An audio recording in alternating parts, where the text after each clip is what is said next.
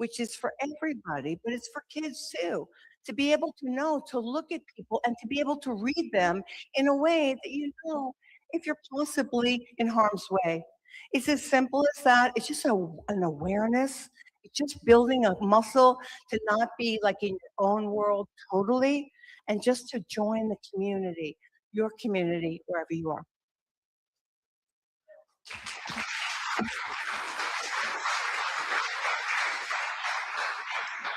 Thank you, Hera, for those words of inspiration. And I really wish Jason had a little more energy. Seems kind of low energy today.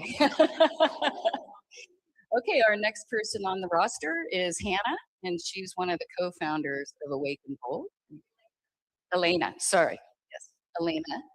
And she's going to be coming up to talk to us.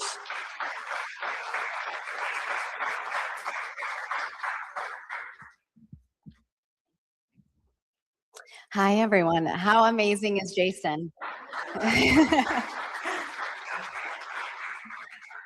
He's awesome. I love both him and his wife. They are the real deal. I'm honored to know them and be part of this event. I'm so glad that they came, and I'm glad you guys are all here. They did want me to make a quick announcement. Their bathrooms are located in the back, as well as some coffee and water. So if you need that at any point, feel free to do that. So my name is Elena Huggins. I co-founded Awaken Bold with Hera. We probably are the most unlikely duo.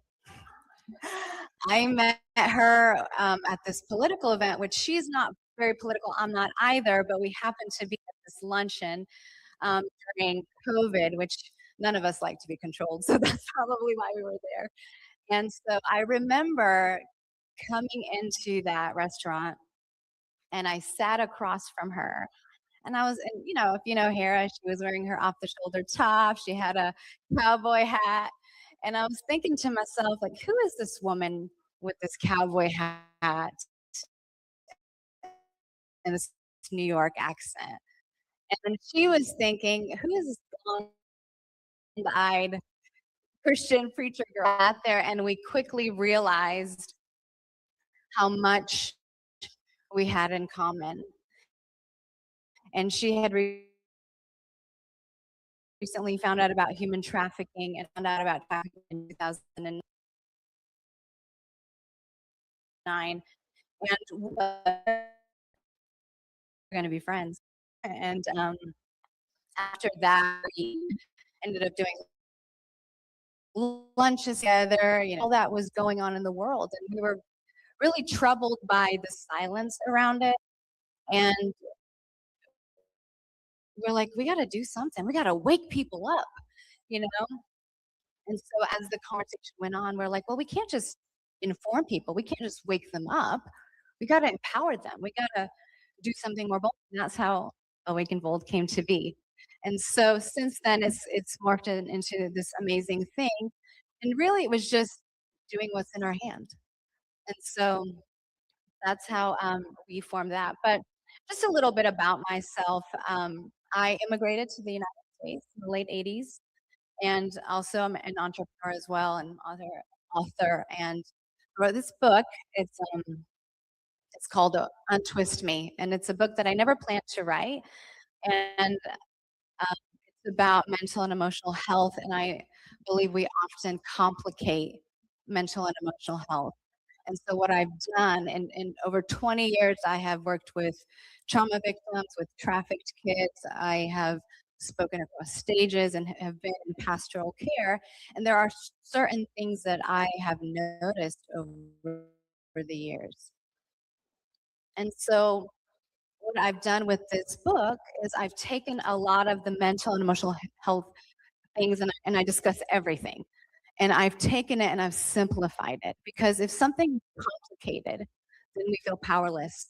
But when we simplify it, we then give power and we can do something about it. So this book is simply biblical, it is medical, and it is scientific. And so I think if you're someone who's going through any mental and emotional issues, or you know someone who is, I believe this book will greatly help you. And actually, I'm going to give this away if anyone wants this. You're welcome to, if anybody wants to.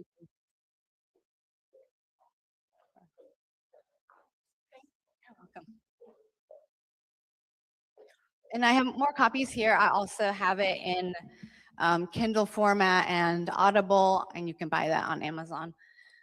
But so yeah, so I've spent a lot of time in this space, and I'm also a mom. I've got 2 girls. They are preteen and teenager, so it's really fun right now. Um, I would say probably my greatest work is being a mom. I love my kids so much. I never thought that I even wanted to be a mom. And I will tell you that I have been talking about this issue of human trafficking probably since they were 5, and just allowing them to be super aware of what's going on in the world. And so, having said all of that, I think when it comes to human trafficking, I think like many of you, and even as Jason shared his story, when I first found out about trafficking, it was back in 2009. I was living in Australia at the time. And I was so shocked that something like that existed in the world. And I didn't sleep for days. And I knew very quickly that I had to do something about it. I couldn't just know this information and be quiet. And so I quickly got involved with an anti-trafficking organization that is a massive one right now, worldwide. And my role in that organization was I was head of the research department, and my job was to find out why trafficking exists. Why do people, specifically men, but why do they travel to, at that time, this was in 2009, but why were men traveling to Cambodia and Thailand to have sex with little girls? That was my job to find that out. And so as I was researching, I realized that the porn industry was one of the massive culprits to this issue, because with pornography, it's something in us that is never satisfied. People are always searching for novelty. So regular porn doesn't do it for you after a while. And so what happens when you start going deeper and deeper into this world, you start looking at kids, and you no longer look at people as people. You start looking at them as objects for your pleasure. And so that's when someone would watch this, they would then, of course, act it out. And so that was what a huge reason why. And now it's become, it's evolved over the years, but now it's a lot of parents that sell their kids, definitely teenage runaways. Um, and there's a whole, obviously, system. If you dove into Epstein files, it's really troubling. And I knew about a lot of things years ago, but it is still such a hard pill to swallow. I remember the first trafficked kid I met was an 11-year-old that had been gang raped, and she had been sold by her mom. And I think when you hear all this stuff and when you start diving deep, it's very difficult to understand why people do what they do. And with trafficking, it's not somewhere out there and just in big cities. I mean, it's here local. I was actually part of a bust, I think it was like 12 years ago, right over here. And honestly, 3 months ago, there was in Hendersonville, which is where we are. We're in Hendersonville. 3 months ago, this guy, which I know, he would help, foster kids and homeless youth, and he is now in jail, in prison for trafficking, for sex trafficking. This is 10 minutes from here. And we think that it's not here, but it is. And so we always love to look at things from such a distance, and we always feel like, oh, what could I do? And I know a lot of these subjects have been covered and will be covered. But with trafficking, it's become this thing because there's so much money. And the deeper you go into a world of darkness, your lines get really blurred. And what I've realized over the years, the only way to understand is you have to have the correct framework. There's a God in heaven and a devil in hell, and there is good and there is evil. Whether you want to acknowledge that or not, it doesn't matter. Anybody, I don't care what you believe, when you start getting into these worlds, you quickly recognize that there's another spiritual force at play. You quickly recognize that you cannot sustain being in these environments without knowing God. You just can't. It will crush you and it will destroy you. And even like there is the president of El Salvador. I don't know if you've ever heard him talk. El Salvador, the most corrupt country, the murder capital of the world. There's massive cartel everywhere. They turned that country around by praying, by seeking the face of God. And then what he said is when they would go into these cartel families' homes, there was altars to Satan in each of their homes. There is other powers at play. And when you don't have that framework, your brain cannot comprehend this issue and the evil that is in it. And the deeper you go, you start you start uncovering things that your brain can't understand. Because this is what happens is if we understand, and there was a beautiful song about the armor of God, we don't fight flesh and blood. It's principalities and powers of darkness. The scriptures say that. And when you understand that, then you understand that people who engage, and I have seen demons, I've seen a lot of crazy things. But the reality is when you walk and you work with people, and there's a lot of people who've been trafficked with occultic things and satanic worship. And when you deal with people like that, there is a demonic spirit that a person starts giving themselves over to. A lot of people in high positions do that because they believe that they gain power from doing this. They believe there's certain powers that they gain, and the devil does give them that, but there's always a price to pay. And so when you understand that world and you don't know God,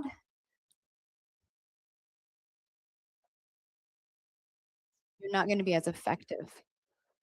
It's just the truth.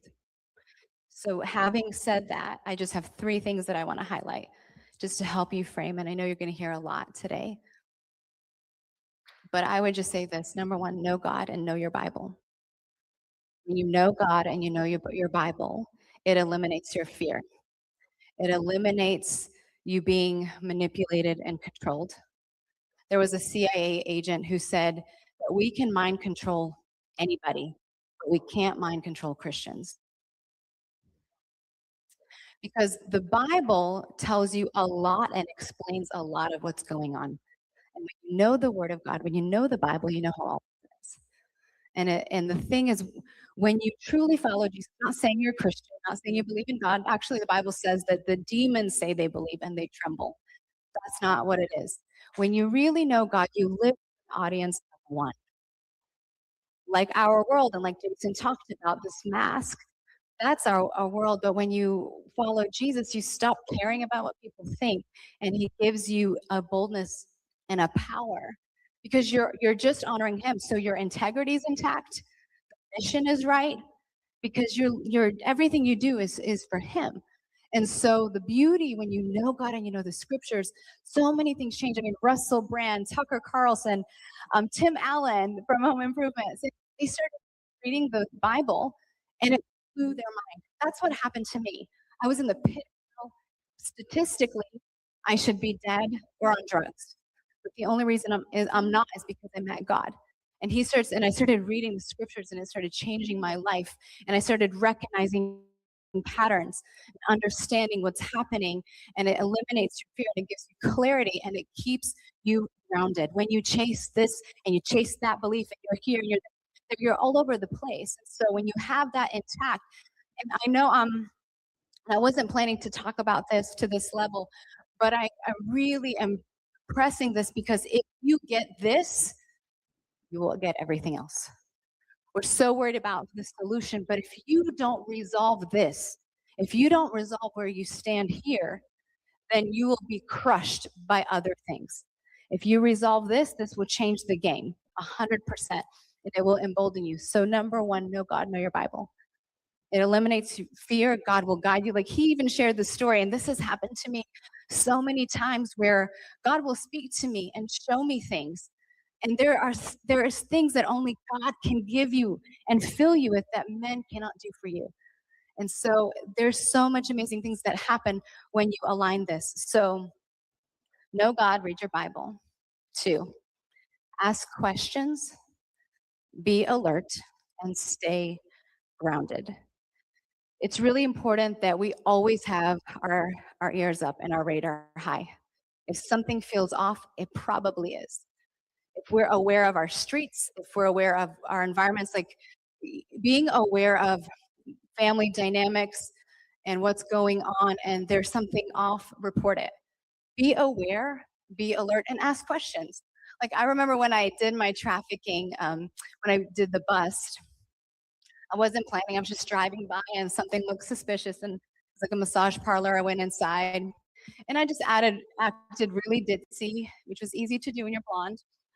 And I was like, oh hey, la la la. And so I like went in there. I'm like, oh yeah, this is totally a trafficking ring. You know? And then I ended up like, okay, I'll come back. I'll schedule an appointment. And then I ended up that morning. I was friends with the head of the FBI, and I was like, hey, there's a trafficking ring. I gave her all the information, and she was like, that is so crazy because this morning we had a meeting about that very location. We're already talking about it and scouting it. Thank you for confirming that it is what we thought it was. So being aware, being alert. I was just driving by. It's not my intention to stop, but I was just aware and alert. And then staying grounded. It's really easy to get sidetracked with all the rabbit trails. There's many, there's many layers. Don't let that delude you from the focus. Because if you get caught up in stuff that you don't know for sure, and with human trafficking, it's very sensationalized sometimes. I will say the people who really help victims usually don't talk as much as those who do nothing. Anybody with me? Usually when you're actually doing something, talk about it that much. But stay away from that and stay focused on what is truth and what is reality and what and you can explore other things and learn about them, but stay grounded and focused in the bigger mission. And number 3, do what's in your hand. Awake and bold was just what was in my hand and Hera's hand. We're like, okay. And that season, my kids were little. I'm like, I am not going to be working with trafficked kids in this season of life. But what do I know? I'm an event planner. I'm like, okay, I know how to do that. Hera's like, I'm a networker. I know everybody. You meet Hera, you're like, whatever you ask, my answer is yes, because she's amazing. I love her. And we were just like, well, what can we do? Okay, you know people. I know how to do this. Okay, let's do this. It wasn't about the big thing. So many people chase the big thing, but it's like, if you do what's in your hand to do, and Jason touched on this, and I love that because it is the truth. Sometimes you start with a little thing, and saying yes to that thing leads to the next thing that you say yes to. And maybe your journey will be starting from the small thing, and it will lead to the big thing that you never thought you would do. But if you don't say yes to the small thing, you won't get there. Also, if you get there prematurely, it can ruin you. And I've seen it, and anybody who's been in any leadership capacity, sometimes success destroys people. And you don't want that. You got to build that character, saying yes to the smaller things first. And like, what is in your hand? Like, hold on, I'll get to it in just a minute, but what is in your hand? And so it's so funny. So I have a brother who works at the airport. He is the quietest guy, super chill, super low key. I think we were talking about like the Epstein files and trafficking. And he's like, oh yeah, I have put so many, I had, like he told me, he said, I've had so many traffickers arrested. And I turned to him and I said, what do you mean? Like, you're my brother. How do I not know this? And he's like, oh yeah. He's very unassuming, but he works at the airport. He's like, I always know the signs. He's like, it's always a handler that's handling their documents. I'm always like, oh yeah. And he's like, I'm super casual about it. And I see the children sometimes that they have. There's always a story with it. And he's like, I just casually say, yeah, come over here. We'll take care of you. And he's like, I have had so many traffickers arrested, and they would never know that it's me doing it. That's how it works. It's the one that you would never expect that is often doing a lot.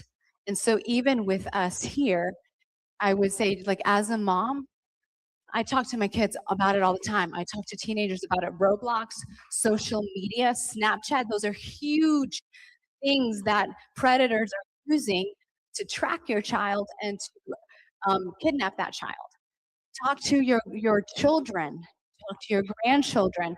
Be that woman on the street that all the kids want to go to your house, and you be their protector. I mean, I said this post, I'm like, if we were just to give the Epstein list to the moms and a couple of guns, we would handle it already. We know how to find you, we know how to track you, and you can lie as much as you want, but we will always find the truth, right? So there is so much more power that you have than you realize. So what's in your hand? I'm going to close with this one passage of scripture that I love very much. And it's Proverbs 28:1. It says, "The wicked flee when no one's chasing them, but the righteous are as bold as a lion." And that is so true, because people who are always up to no good, who are evil and corrupt, their lives are so stressful. They're always looking over their shoulder. They're always worried about someone saying something, showing something, breaking their house of cards down, and they're always concerned, and they're always running from something, even when no one's chasing them, because they're so paranoid. But the righteous, when you're right standing with God, when you're aligned with God, when you're doing what is right on the earth, there's a boldness that comes on you that you don't care. You become like a lion. And when we started Awake and Bold, our symbol was a lion. So that is definitely the truth. So be awake and be bold. So thank you so much.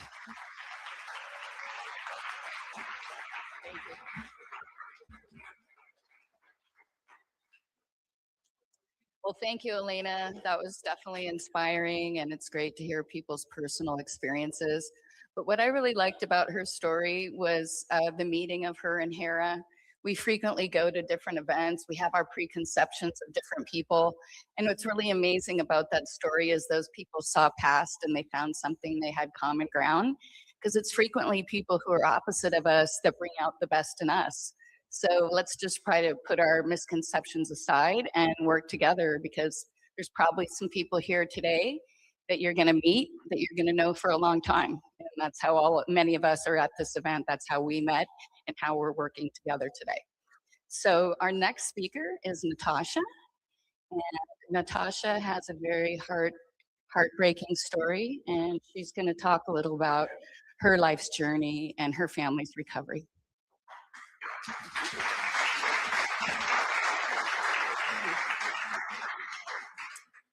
Hey, how's everyone?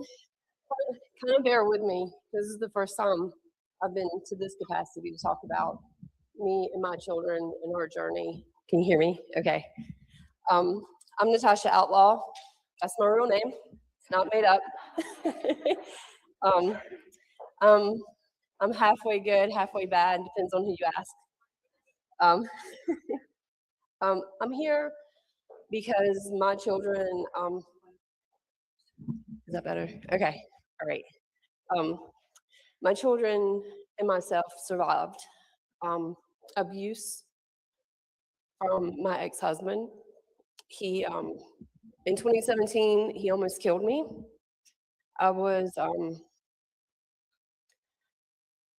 My youngest kid was 3 months old, held me down in the bathroom floor on a drug fuel binge, punched me a lot, choked me. I thought, this is how I'm gonna die, and my kids.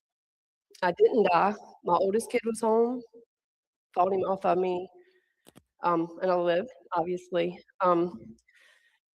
But he was abusive for the whole 7 years I was there. When I first met him, he was the knight in shining armor. Not all abusers come in dark clothes, thinking that's trouble. They don't necessarily show up like that. It could be the man next door. It could be the woman next door. In my case, the boy from back east that we had a lot in common. So I thought, I've got notes. I don't want to stop there.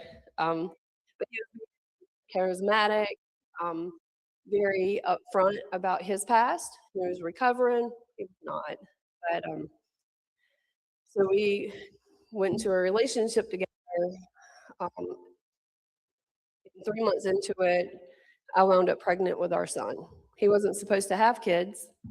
He wanted to create this life and this family and upgrade me because he came from money. I did not. I've worked and fought for everything I've got. And that's one of the first red flags. When someone's trying to take you and upgrade you, and they start, switching your phone from your name to theirs, bank accounts from your name to theirs, putting you in a house that don't have your name on it. Um, just anything that I took in there, he took away. He gave me a better life. And if you ask half of the people now, that I was the lucky one. I, I was not the lucky one. But fast forward, I got pregnant with my son. I had him in probably around 6 months. Um, maybe a little bit older, old enough to start using an iPad. I would come home and find my child watching pornography at an age where he could not even speak but say mama and dada. And when I confronted my ex, usually I was laying on the floor, beaten bloody because I said something about it. Or he would come back as, oh, I must have left it on the iPad. And what he was doing was grooming my son for what was yet to come. And it's a desensitization, really is what it is. If you expose a kid to pornography, they don't see it as being something that's bad anymore. It's something that's of the norm. So when you start being touched by your parent or a friend's neighbor or your friends or anything like that, you don't think anything about it. It's normal. I watched it on the iPad. These people seem to be having fun. He told me it was supposed to be fun. And I didn't know any of it was happening until many years later. And I'll try to speak very quickly. I'm not sure how much time I have to get to that point. But a lot of fighting. And this went on for years, the pornography. It took him that long, very strategically, to figure out if I expose this little boy to this much pornography, and it's not just your run-of-the-mill pornography. It's kind of like how Elena said. It starts out very basic, but then it gets very graphic. The stuff that I would find on that iPad that my son was watching, even at a year old, was you can't even fathom the stuff at just a fingertips expense on a cell phone or computer. And there's my little boy watching it. So I was trying to get out of the relationship because it was very abusive. He never stopped being very violent. I would wake up being pinned down, face down, arms behind my back, him doing whatever he wanted to do to me. Wasn't allowed to go to the doctor, no matter how bad the beatings or the sexual assault was. And if you're in a relationship or you know someone that's in a relationship, rape is rape. It doesn't matter if you went to that relationship committed. It's your body, and you protect it, and you speak up for it, and what you have to do to get safety. Don't accept things like I did for probably about 7 years. But anyway, I was on my way out, trying to get out of the relationship, and I was working. He was taking the money I had, and then held me down. He was very, very smart the way he thought. He was very keen on my cycles. He knew about the right time to do the right things. So I got pregnant after 2.5 years with my daughter. Beat me in the stomach with a laptop with her. All the time, he's still doing all this stuff, sexualized desensitization to my son. And fast forward, I finally got out of it. And in 21, I was watching one of my best friend's little boys. And all of a sudden, they just kind of cut us off. They didn't have anything to do with us. They wouldn't return my calls. They didn't want to have play dates anymore. And I guess about 4 or 5 months later, she kind of called me and she was like, hey, we're going to have, such and such birthday party. I kind of want y'all to come. So we came. And she pulled me to the side about halfway through that birthday party. And that's the day that my world kind of stopped and shattered. And like all the things I didn't see but saw all kind of came full circle with me. She said, the reason that we quit having contact with you is because my son came forth and told us that your son, while you were watching him, taught him how to do oral sex on him. and that it wasn't that weird when he got him to pull it out, do all this stuff, but it was weird when he made her son put his mouth on my son. I immediately packed my kids up, put them in my car, and I sat there for a minute. And it had to be the voice of God, because immediately you're like, you don't know what to do. You're kind of stuck between a rock and a hard place, right? So I sat there calmly and I just say, hey, bud, I need to ask you something. Like, and you're not in trouble and you're very brave, but I really need to know the truth. And at first he denied it, and he denied it. And I was like, so we'll just say M is his friend, just for purposes. So M's not telling me the truth. It's all made up. So I need to go back and talk to his mom. And I think immediately by then I had put his dad in prison because he was going to kill me with a gun. It had nothing to do with the abuse. It had everything to do with something that wasn't related to me, because they didn't care that if he killed me or they hurt me or what he was doing with my son with the pornography. Zero care. But they cared that a felon had a gun. And there he went, 2 years away. But when my son finally put two and two together, that he had no longer had to see this man, you could see that flip in his brain, and the tears came, and he screamed like this primal scream that God did it to me. He made me do it to him. He made me do it to my sister, and he did it to my sister, and it happened a lot, Mommy. And I sat there with that for a second, and I said, I need you to tell me that one more time. Because surely I wasn't hearing what I thought I was hearing, right? That's exactly what I heard. So I got home and I called the police department of the county that I live in, and an investigation started.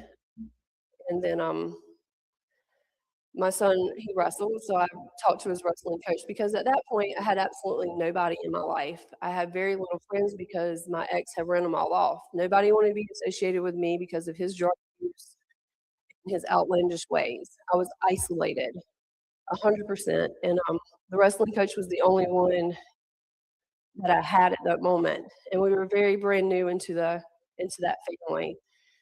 And being a wrestling coach, through all of these trainings on things like this, which makes you a reporting entity. And that's exactly what his coach said. I have to report this. I said, by all means, do me that favor, because if it's one voice, two voices, the more I can get, the better off we'll probably be. And he did. An investigation started. The county that I lived in, CPS and DSS got called in. And quite often we always wonder, I know somebody in the audience said, I want to know what the law enforcement is doing to protect the kids. They're working. They're doing it. It's when it hits the court system, in my case, it's where it failed. After like a 1.5 year long investigation, the county that I lived in came back and substantiated that the sexualized abuse happened. My kids went through the forensic interviews. My daughter wouldn't let them anywhere close to be able to be fully looked at during those interviews, which is normal for a kid that's been sexually abused. But so they substantiated it, and I won that battle. But because it did not happen in the county that I lived in at the time, it went back to the county that it happened in. And that police department, the detectives and everything, started the investigation from therapy notes to medical records, interviews, everything. And then they presented it to the ADA of the next county over from here. He looked at it and he's like, no, I'm not taking it. So here in Henderson County, right now, you have a pedophile that is walking free. Never charged. The only thing that he is on is the IRL list that the CPS and DSS uses. Not everybody knows what that list is, but is a list that CPS uses to keep people that have been substantiated against to childcare, the school system, or fostering kids. He is on that list, but he's not on the sex offenders list. Yeah. So I have been fighting the fight, trying to get whoever I can listen to in the politics to fix that. If you've been substantiated against and you're on that list, you should automatically, whether you go to court and you get that that conviction or not. If you are bad enough to be put on that list, then you should be placed on the sex offenders list when it's a child against a minor. So I went into the court system and I started a fight for the custody of my kids. And I had to do it in the county that I lived in. And when I showed up to court, his attorney was actually the attorney for our county's DSS, knowingly that her county substantiated and molested my kids. 2 minutes? Okay. We fought through it. I switched attorneys. He kept her, and I won custody. I'm currently in a court battle now with a TPR. But some of the red flags, when you start noticing when you walk into a room, you have a friend that walks into a room and your kid is terrified of you and you've done absolutely anything to that kid, and they cling to that other parent, that's a red flag. Not everything is black and white. There's so many gray areas. But I put my kids in therapy, and through trauma-based therapy and CBT therapy, my kids have made a 360 in their life. They're pretty spectacular kids. You wouldn't really know all the trauma and stuff that they've been through just looking at them, because they're able to laugh now, they're able to smile, they sport, they do things. So just kind of educate yourself. If you take anything away from what I'm saying today, I want it to be the abuse that we survived. But educate yourself on the red flags of how an abuser comes, because it's very slick on how they do things. But also know that after you get through the legal stuff through the court, make sure that you do things that is going to put those kids in a spot that is going to retrain them and make them come back to humanity, that they don't cut themselves off and disassociate. So like Mountain Child Advocacy Center, I think Safe Light is here in Hendersonville. These are two wonderful programs that if it was not for those therapists in that business, that my kids would not be where they're at today. So yeah, that's us. Thank y'all so much.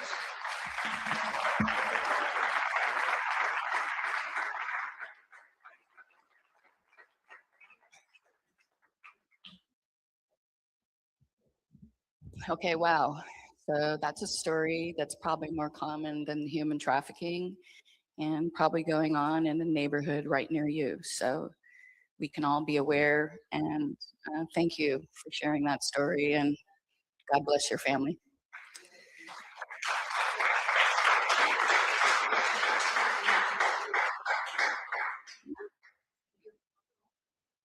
Okay, so our next speaker is Moms for Liberty.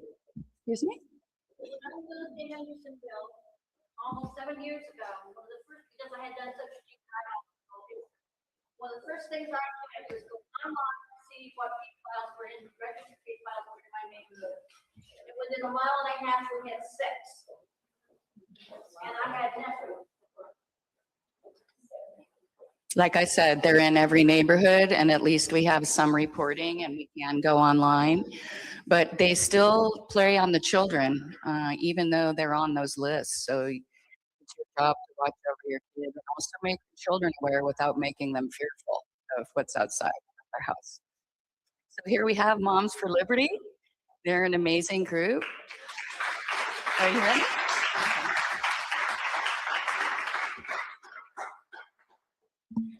So, good morning. My name is Stacy Metcalf, and I'm vice chair of our local Moms for Liberty chapter, Moms for Liberty in Buncombe County. And so I want to clear the air a little bit, because Moms for Liberty really does get a bad rap. I am not a fascist. I am not a neo-Nazi. I am not a book banner. I am also not a national speaker. Just putting that out there. But what I am part of a wonderful group of parents and grandparents, aunts and uncles, just average, ordinary people who have a heart to protect our children, to protect our families, and to protect parental rights at all levels of government. And so our chapter in Buncombe County started in 2023 by Kim Petit, who's in the back. And I joined shortly thereafter. I used to work in Buncombe County schools, and I have a valid, very deep concern about the lack of transparency to parents in our local schools, and especially with regard to gender ideology. So today I would like to reveal just a few of the dark secrets of gender ideology, talk with you about the importance of legislation, and then also provide some practical steps for you to protect your family. And so I would like to begin with a video, and it's of a wonderful mom. Her name is Erin Lee. She's out in Colorado. And I would like for her to share with you her story. Her daughter was secretly groomed at a so-called school art club.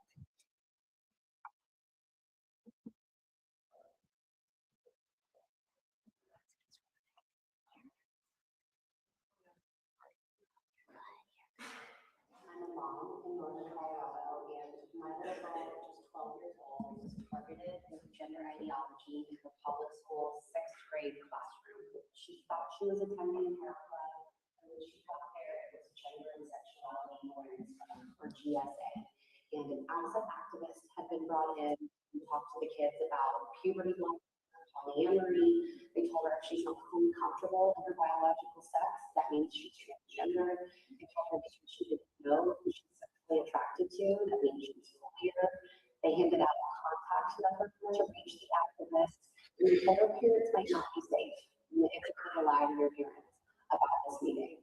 Nothing in life prepares you for that moment when your child comes home from a regular Tuesday at school and they're completely confused with transgenderism, which is something we had no knowledge of prior to that day. It was a range of emotions. We were scared, we were angry that this had happened to her, we were sad that she was already in this deep state of confusion, and we hadn't been notified of what was happening. And so we tried to do things the right way. We followed the proper channels, the school and the school board, and we got some answers from them. In fact, we got pushback. And all of the avenues that we took led to them being proud of what they had done with it. Unfortunately, gender ideology takes a strong hold of vulnerable children, and she really identified with that transgender label, and it took 9 months to pull her out of the dark. So after the 9 months of dark, clouded confusion had been lifted, and she began to realize what had happened to her. She was angry. We watched the What is a Woman movie, and she said, "Mom, why didn't I understand this was happening to me when it was happening? Like, what can I do to make sure this doesn't happen to other little girls?" And I said, "You let me tell your story." And so it's with her full support that we have been so vocal in public with what happened to us, because we feel an obligation to protect others. I cannot express enough how scary it is to go public with a situation like this that puts you to your own child. And what I've learned is that there are thousands and thousands of parents like me, just in the state of Colorado alone, who've been affected by this agenda, and they're afraid to speak up. So when we went public, of course, there was a lot of hate that came at us. We're called bigots and haters and murderers. But what we found also was there's so many people who care about the issue, and they're appreciative that we're speaking up. Parents' rights are under attack throughout the country, but especially here in Colorado. I feel like we're ground zero for the government taking authority over our children. There are laws in Colorado that were mostly passed in 2019 that really usurp parental rights and enable 12-year-olds and up to be the steward of their own mental health care decisions, that therapists only affirm gender-confused youth. And so when we reached out to doctors, therapists, for what happened to their daughter, made things worse because of these laws and because of the mentality that as parents you must affirm gender, that you are hateful and bigoted and you will harm your child and cause them to be suicidal if you don't go along with the gender.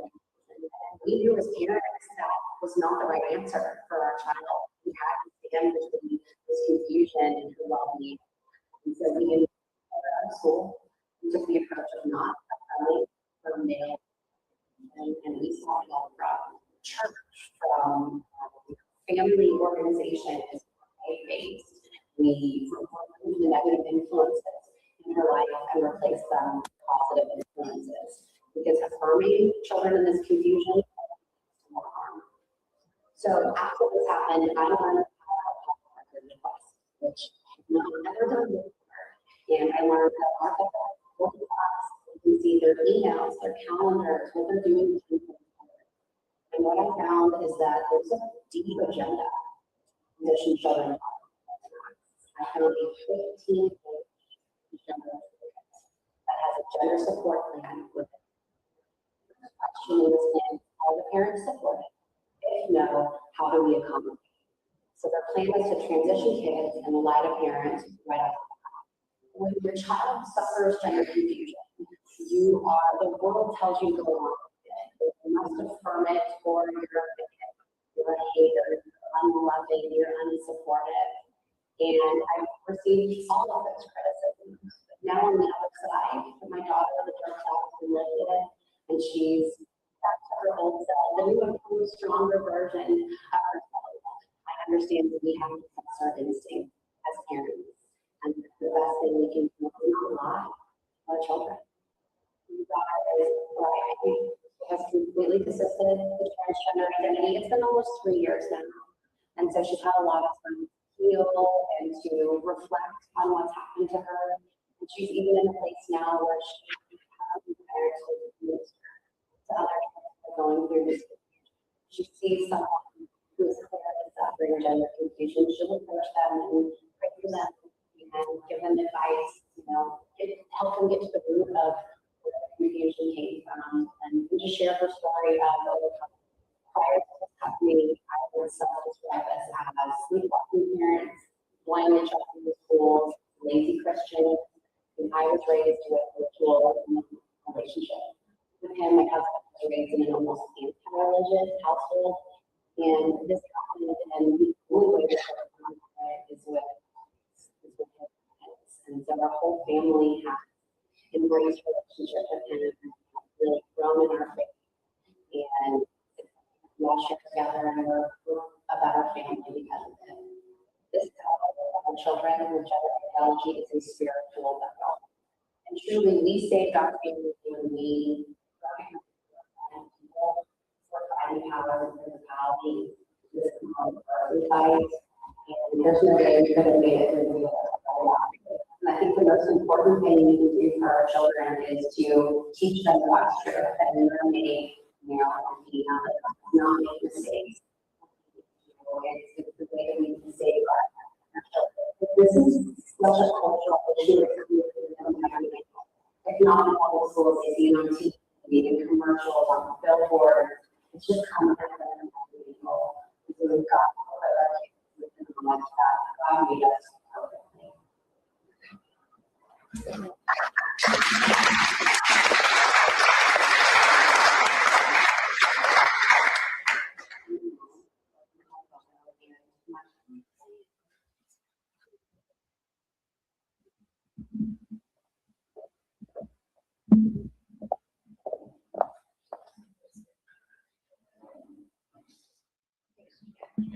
All right, so that we're on the same page. So gender ideology is basically the belief that you can be born in the wrong body.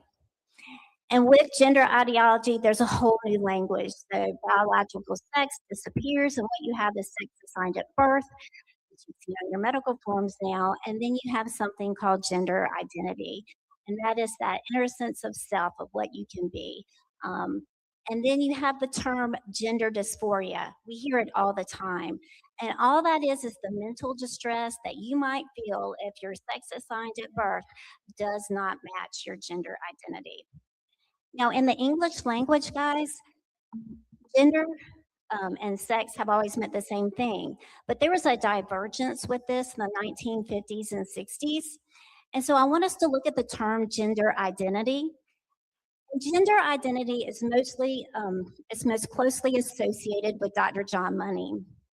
And Dr. John Money believed that biology really didn't matter when it came to gender. What mattered was socialization and the environment at a young age. And so he had this research study done on a set of twins, the Reimer twins, and he touted that this experiment proved his hypothesis that nurturing could overcome nature. And he used this experiment to validate the sex reassignment surgeries for young children for years and years. Well, of course, the light finally shines in the darkness, right? And the truth gets exposed. Years later, we found out that the experiment that he touted as a success was an absolute failure. We also found out he sexually abused the twins in his care. And then what the media doesn't like to talk about is Dr. John Money was publicly pro pedophilia, publicly pro incest. Um, and his friends were actually followers of Alfred Kinsey. And that was the biggest sexual pervert of the 20th century. And that, my friends, is the foundation of gender ideology. So, to treat gender dysphoria, the United States adopted the gender affirming care model. There's many problems with this model. It is not based on the gold standards of science. We still follow it anyway because of the money. And I want to reveal a misconception, and that's about social transitioning. We hear it all the time. Oh, it's harmless calling a child a different name or a different pronoun. It doesn't do anything. Just go along with it. And that is so not true because almost always, and the statistic is almost 100%, those that socially transition over time, those children go to medical transitioning, and that just leads to sterilization. So, and the reason being is you are causing psychological harm. You are creating cognitive dissonance in children when you social transition. You are expecting them to believe two incompatible beliefs at one time, that they can be and not be. They can be a girl and a boy, and it's not logical. So you're actually harming the children. And here locally, Buncombe County schools and Asheville City schools totally embrace social transitioning. There are 5 school districts in North Carolina that have a policy called the Gender Support Guidelines. 2 of them are right here, Buncombe County, Asheville City. And these guidelines allow for the secret social transitioning of children. They also allow the opposite sex into our children's bathrooms and locker rooms. And until the North Carolina General Assembly stepped in last summer, they allow the opposite sex into our children's rooms on overnight school field trips. So let's look at the overall picture. The overall picture, and that is critical theory. And this is where it's all coming from. Critical theory was developed by Marxists. It's a blatant attempt to attack a society's institutions, to capture those institutions like education, which they've done very well, to enact a cultural revolution, to establish a Marxist society. A new political system has killed more people than a Marxist communist society in the history of our world. And that's the truth. These terms, social emotional learning, CRT, you've heard them. SEL, social emotional learning, is deeply embedded now in public school curriculum, and that's scary. Gender ideology falls under queer theory. Queer theory is just the upside downing of norms. So the goal is to, again, upside down the norms, the traditions, to enact a cultural revolution. And the target of queer theory is our children and through the education system. If you can queer a normal child, you can queer a normal society. Here's the deep, dark, ugly secret. The original queer theorists, the majority of them were pedophiles. And in queer theory, children should be allowed to explore their sexuality at any age. And the only thing holding them back is social constraints. So if you flip the norms, if you flip the traditions and the standards, guess what? Our children are fair game. So there are really deep ties with gender ideology and pedophilia. Just putting it out there. So how much time?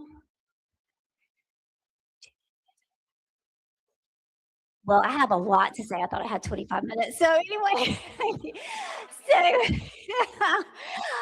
so legislation matters. So I'll just very quickly go over this. Federal law does matter. And Moms for Liberty is nonpartisan. So don't take this the wrong way, but it's just the truth. The Biden administration was absolutely wicked when it came to our children. And when Trump came in, he had a slew of executive orders to protect our children.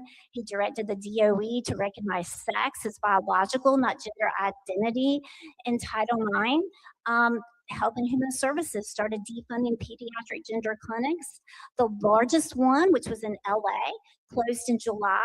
And just this past weekend at Vanderbilt, an actual adult gender clinic, surgery clinic closed.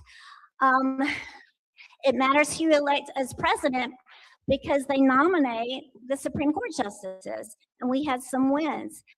This summer, Mahmoud versus Taylor validated that parents have the right to opt their children out of curriculum that goes against their family's beliefs.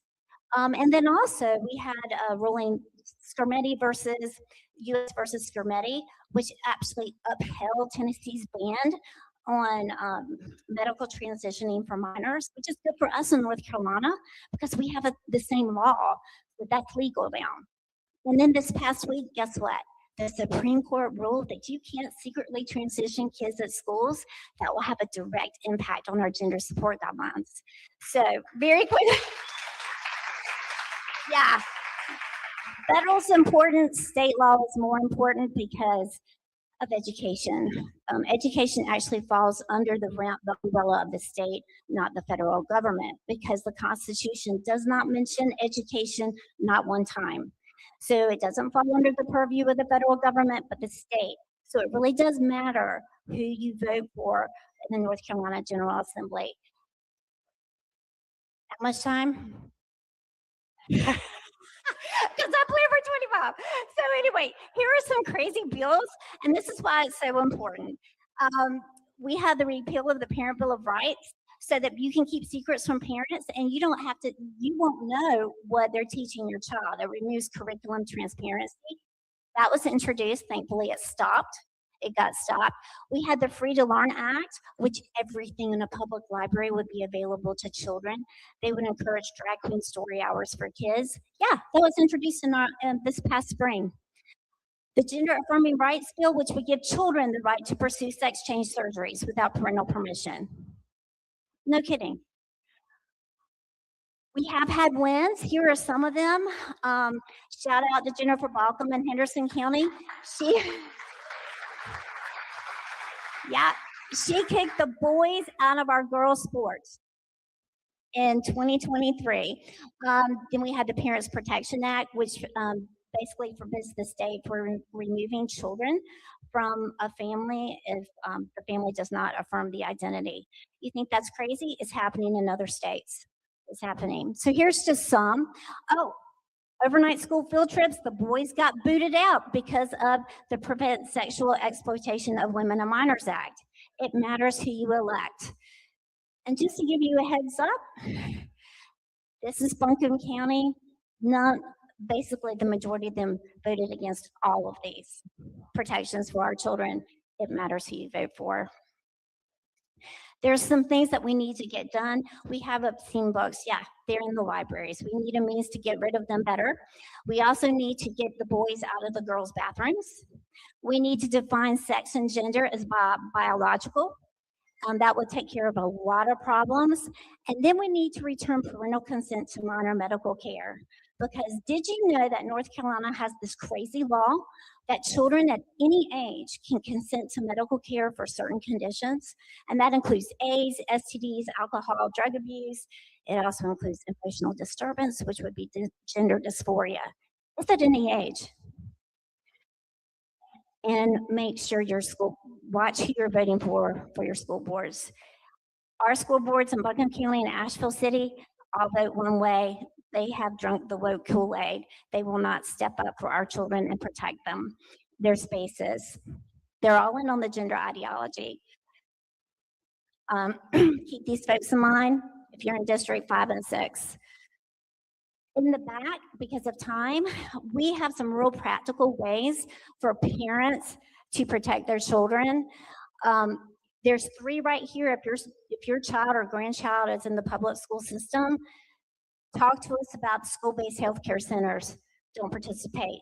Talk to us about the public library student access program. That program gives your child access to every obscene pornographic material in the public library. and submit an opt-out letter to your school. So thank you so much. May I end with a, thank you. I have a, okay, I do have one video I'd love to close with. Oh, come see us. We're having a big event in April. This is a leap of faith for us because we're a small group.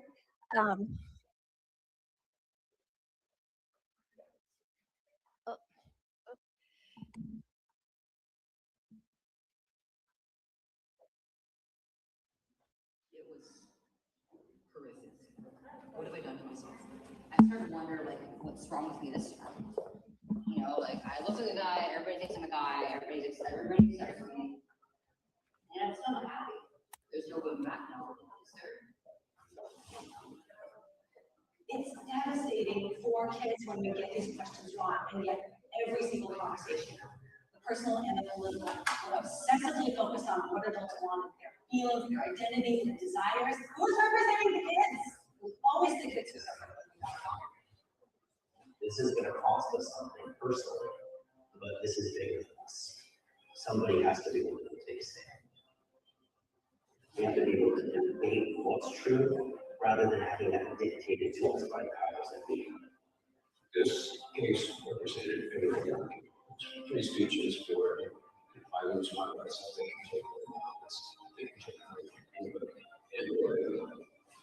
But not only that, we have a sense of family rights and deal with children.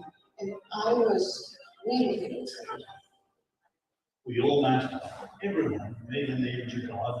Everyone, everywhere, in everything. Thank you so much.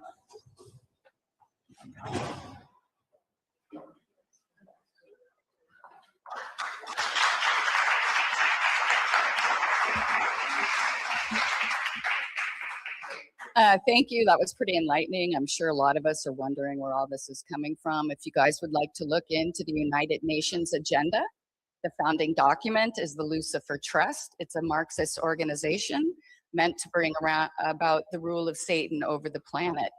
Their founding principles are to remove the male-female gender, destroy the family, and legalize pedophilia. And if you'd like to look up the Lucifer Trust, the founding document of the United Nations, you can confirm everything I just said. So that's where it's coming from, and our government is funding it.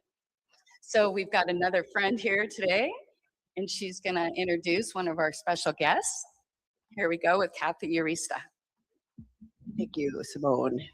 Hi, everybody. And what we just transitioned from around school boards, it's a great segue because our next guest is the nutritional director for the Henderson County Schools, Stephanie Hall. So we'd like to welcome her today.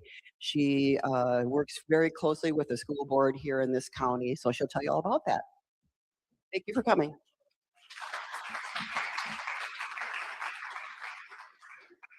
Good morning, everybody. Like she said, I'm Stephanie Hall. I'm the Child Nutrition Director with Henderson County Public Schools. One thing you may not know about school lunch ladies, and 90% of us are lunch ladies, your teachers see those children for 180 days every year, and they learn about them.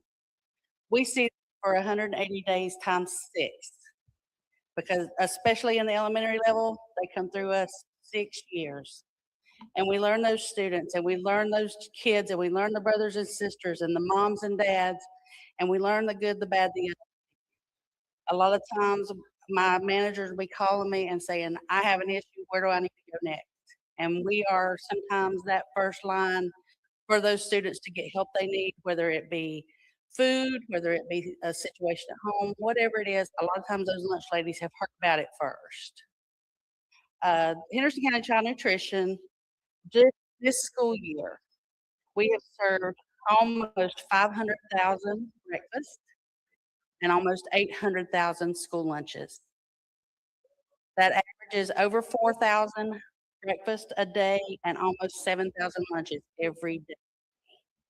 We're feeding tummies that aren't getting it at home. We feed them regardless. Once a child comes through our line, they're going to eat that meal that they've picked up. You hear all the horror stories about lunches being thrown away, trays being taken at the end of the line. That is 100% not happening in Henderson County schools. If you get a tray, that's your tray. We will deal with charges with adults because 6-year-olds do not have jobs and they do not have the ability to bring me in their paycheck to pay for their lunches. Our average free and reduced students who qualify for free and reduced meals is 53.13%. Over half of our children qualify for meal benefits assistance. Of that 53%, I did some actual numbers. 5,955 children qualify for free meals in Henderson County. Out of those 5,955, 5,120 of those are on some sort of state assistance in order to have them qualified. So there's steps that we take to make sure that we are able to pull in all of those students who need that assistance. We pull in migrant students. We also pull in our foster children. We make sure that we're able to get those children fed and take the burden off the parents if we're able. Our meals, we provide whole grains. We provide meat alternates that are low fat and lean. We also provide fresh fruit and vegetables on average 2 to 3 times a week with the fresh vegetables. We have a fresh fruit and vegetable program in Henderson County in 7 of our elementary schools that provides a fresh fruit or vegetable snack twice a week to every child in the school. That is through a grant through USDA, and we are so proud to have it. We did find out just last week that 7 schools next year has become 9 schools. Our milk is either low fat or fat free. Our flavored milk is lower sugar. So when you hear about all the bad sugars and everything, we are making those changes every day to make sure the meals that we serve are the most healthy meals your children will receive. In our high schools, we offer what's called second chance breakfast. And all of you night owls who hear that alarm go off and just hit the button and then hit the button and then hit the button, you feel these kids' pain. They come in and they are not ready for breakfast at 8 o'clock, or they're sliding in the door right at the bell. So we came up with a solution. About 9:30, we push carts down the halls at 3 of our high schools, and one of our high schools comes into the cafeteria. Those students get that same breakfast they would have gotten at 8 o'clock in the morning, but they have that opportunity to have breakfast at a time they need it. We also have what's called breakfast in the classroom for our elementary schools. Those children come in every morning, their breakfast is waiting on them in their classroom. So they're not dawdling down the hall and seeing their friends and stopping and waving and checking out what's on outside of the building because it's all window. They have that breakfast in their classroom waiting on them at their desk. They can sit there and read their morning work. They can read a book. They can do whatever they need to do and get their breakfast. Because we have all learned that hungry tummies do not learn. When we look at those children, we see behavior issues drop considerably once we get that food in their bellies. I am the proud grandma of one of the hangriest children I've ever met in my life, and he is Jekyll and Hyde from the time he does not have food until the time he has food. So I'm fully aware of that hangry issue, and I would hate to be a teacher with 25 little hangry children. We contract with local farms. We buy our beef from a farm in Fairview. I'm gonna put a plug in, Brasstown Beef. They are wonderful. They work well with us. We've also worked with a company called Apple Brandy Beef out of Asheville. We work with local farmers in order to get our fresh fruits and vegetables in. Right now, across North Carolina, they're serving Henderson County apples. That being said, we do have 51% of our students who eat for free. We also have 49% who do not.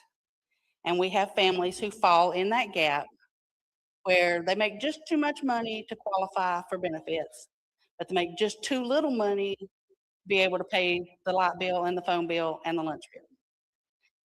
we have a program working. It's going through the Henderson County Education Foundation.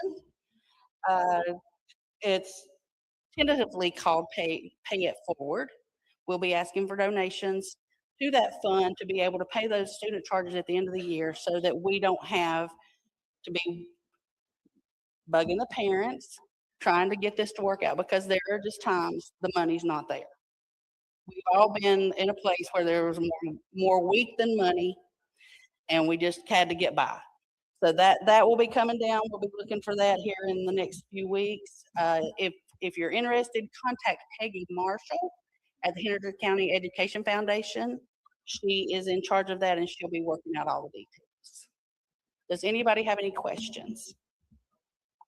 Yes.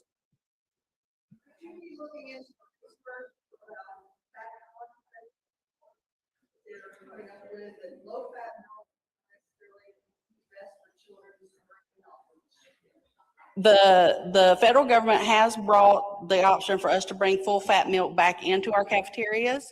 At this time, we've not, and I'm going to be honest with you, we have not had time to stop and look at that. We're running around like crazy people, but that is on our agendas. And should we get the okay from North Carolina DPI, that will be something we'll look into again.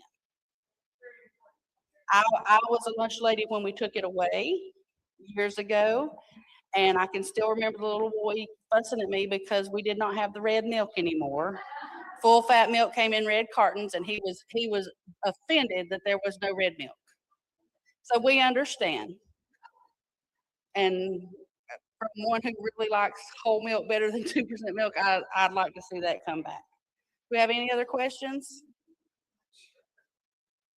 Thank you for your time. Thank you for, wait, we got one. Wait.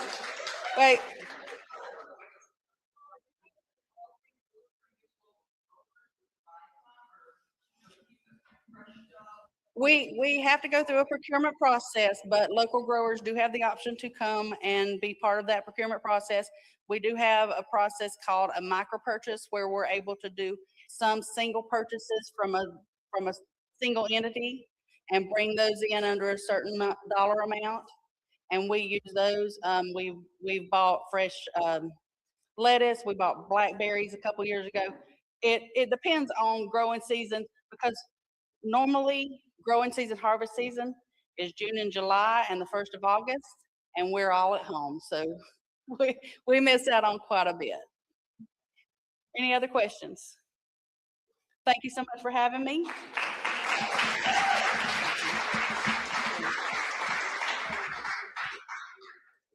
Well, that was an interesting conversation because hunger is something that's facing a lot of people today, not just children. So it's good to hear that there's really people who care working in the school system. I know these days school teachers are getting a little bit of a bad rap, but there are really people who care about the children and are working every day to make the world a better place. So our next speaker coming up is Kathy O'Brien. And she is a favorite.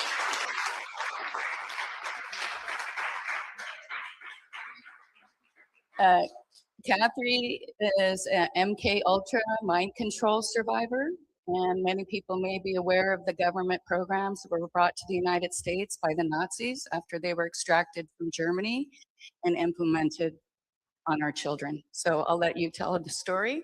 And we also have another screen that has her other books, because once you learn about these topics, you really want to learn more. And her stories are not about her past, they're also about the future, redemption, and promise and hope for the people who've been through these things. So welcome, Kathy.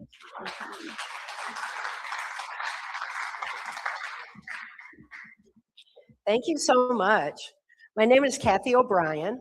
I am a survivor of CIA MK Ultra mind control. I was used on a White House Pentagon level. I was deep in the Washington, D.C. swamp among perpetrators who steal elections, who use drug and human trafficking across open borders to fund their globalist agenda, and who are using mind control to usher in what Adolf Hitler, George Bush, and Joe Biden and a handful of self-appointed, self-anointed global leaders term New World Order. They also call it Agenda 2030. They call it the Great Reset, whatever they want to call it. The point's the same. It's a slave society agenda, and it is intended to dumb us down. Oh, thank you. Okay, I was talking to you all and forgot about the camera thing. Anyway, it's a slave society agenda, and it's intended to dumb us down, make us compliant, and align us with artificial intelligence. In order to do that, our humanity is under attack. The very essence of our being, the purpose of our living. In so many ways, I know from my life's experience in MK Ultra mind control, that mind control is ultimately a spiritual battle. Because without free thought, there's no free will. Without free will, there's no soul expression. When we lose our soul expression, we lose our discernment of truth. We lose compassion for each other. We lose our ability to go within and align with the divine within and gather the strength of the human spirit and the infinite power of love to stand up for our children, to stand up for justice, and to stand up for the things that we believe in. Again, they're wanting us compliant. They need us to be compliant because their agenda is against our human nature, it's against God, it's against the human spirit, and the family is ultimately under attack. The formula for mind control is the same, whether it's of an individual, a classroom, a military, a church, or the world. Trauma is the basis of it. And it was found through Hitler-Himmler research, there's no trauma more horrific on the human mind than sexual abuse of a child prior to age 5 while the brain is still forming. The pedophile agenda that's being pushed so hard is a mind control agenda. Taking it to the next level, the transgender agenda is a mind control agenda with depopulation intended to stop human procreation. I know all of this with inside knowledge. Everything I speak of is not about research, it's what I learned during my experience in MK Ultra mind control, deep among these global perpetrators and listening to their plans for humanity, and then watching how much of it has unfolded. I've waited a lifetime for people to wake up. I've waited a lifetime for opportunities like this, where people get together in their own community and talk to each other eye to eye, heart to heart, soul to soul, and see what they can do to more effectively be the difference that they're wanting to see in the world. It's happening nationwide, it's happening globally. The Great Awakening is real, and what an exciting time to be alive. And after speaking out for over 35 years, it's so good to see people finally ready for solutions and ready to empower themselves to effectively protect our children going forward, because we all know at this point that our children are under attack. We wonder how in the world did child sex trafficking become one of the most lucrative businesses on the planet? It's been growing steadily my whole life, and what we're seeing isn't new. What's new is that we're finally seeing it, and awareness is the first step towards positive, necessary change. Mind control came into the US with Project Paperclip. That's when we imported the Nazi and fascist scientists into the US in the wake of World War II. With them came that formula for mind control. Knowledge is our defense against mind control. We have natural birthright defense against mind control that we have forgotten about because we've forgotten our own power.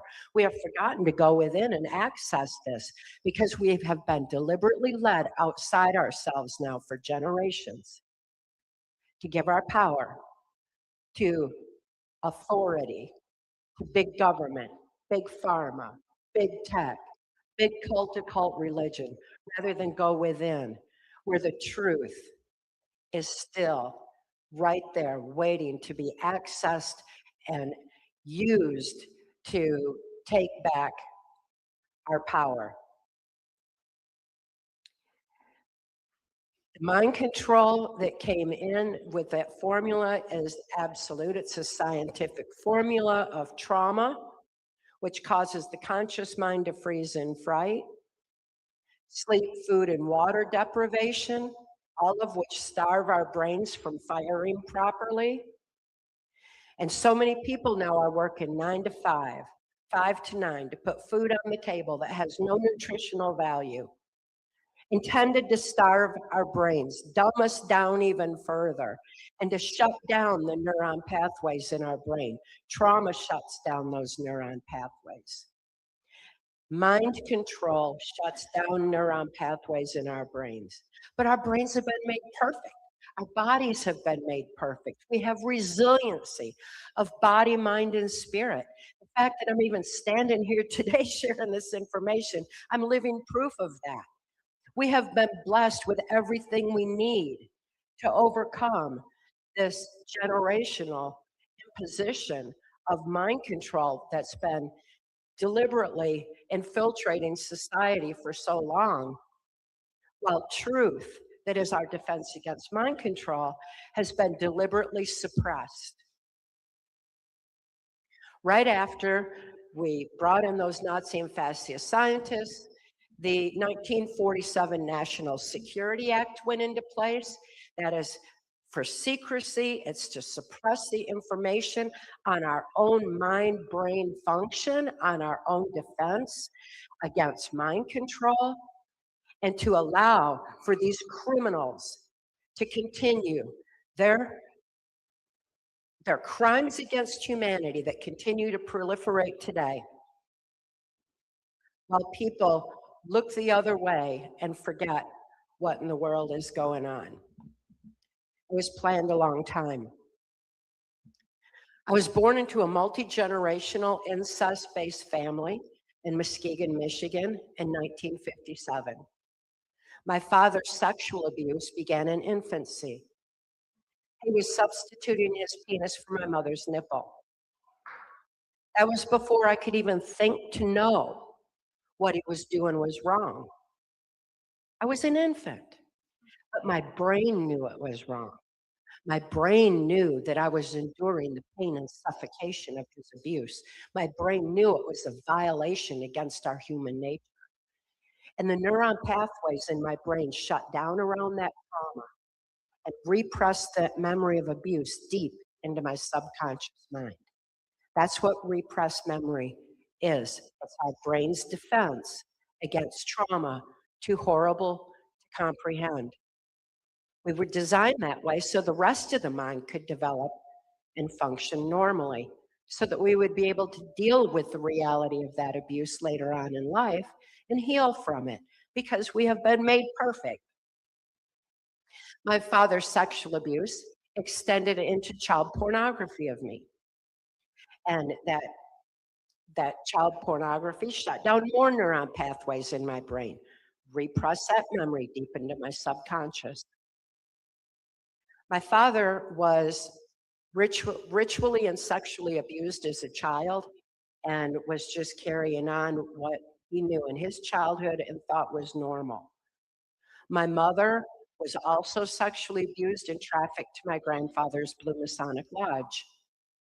The Blue Masonic Lodge, any secret society, including these ones where these global leaders get in their jets and chug in their yachts to Davos or wherever to decide the fate of all of us. They meet in secret. We're not allowed to be in on their meetings because secrecy is their key. Secret societies is their key.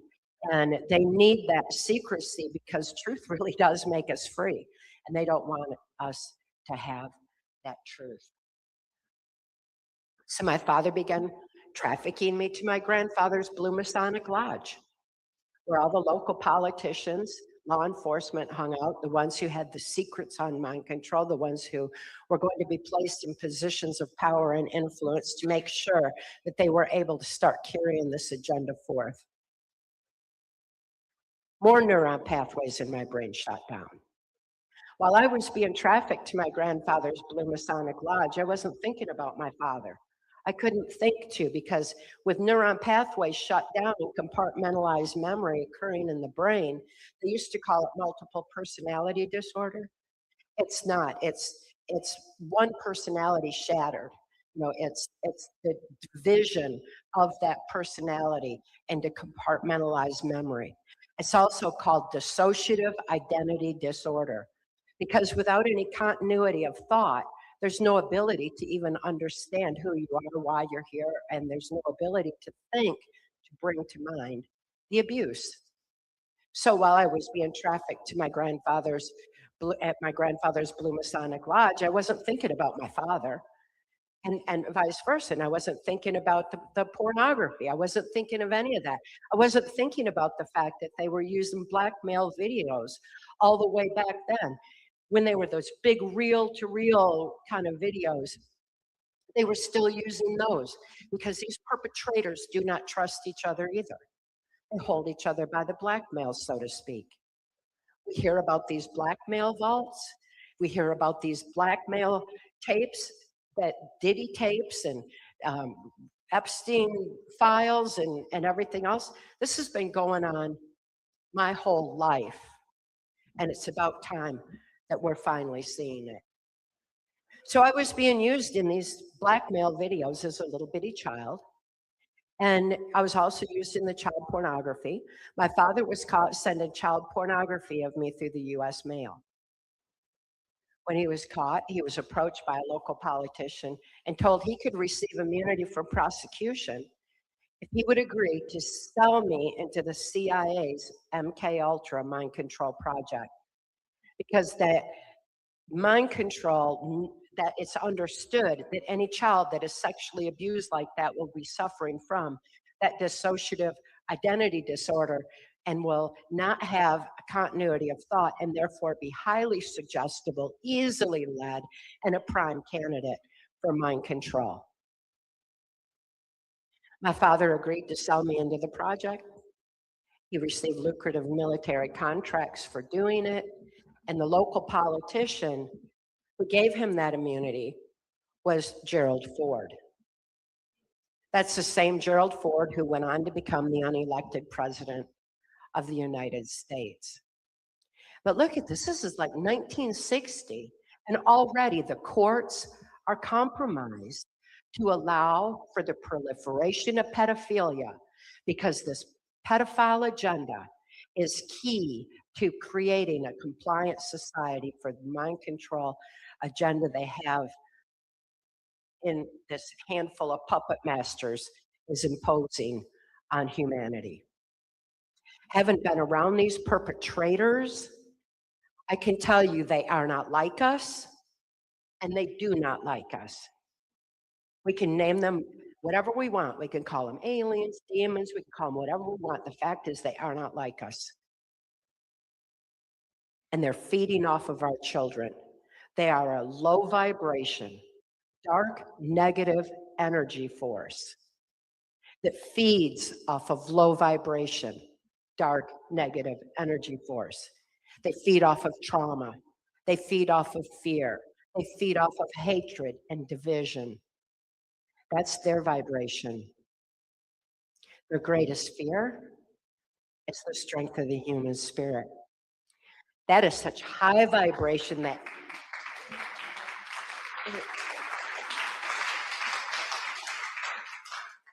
that is such high vibration, they can't touch it. It's above their reach. So the only thing they can do is use mind control to inhibit our ability to think to have our soul expression and gather that strength of the human spirit and live our life's purpose and live life the way that it's intended to be. Any level of mind control, any mind manipulation that inhibits our complete free thought, any trauma that we're all experiencing that shuts down neuron pathways in the brain, inhibits our ability to go within, align with the divine, to shine the light and live the love that we are. That's all we need for victory, is to remember who we are and why we're here. Start living that love. Because when we do, it's game over. We win. We're their greatest fear. They can't reach us. That would be like darkness creeping in on light. Instead, our light is shining bright and exposing their dark secrets.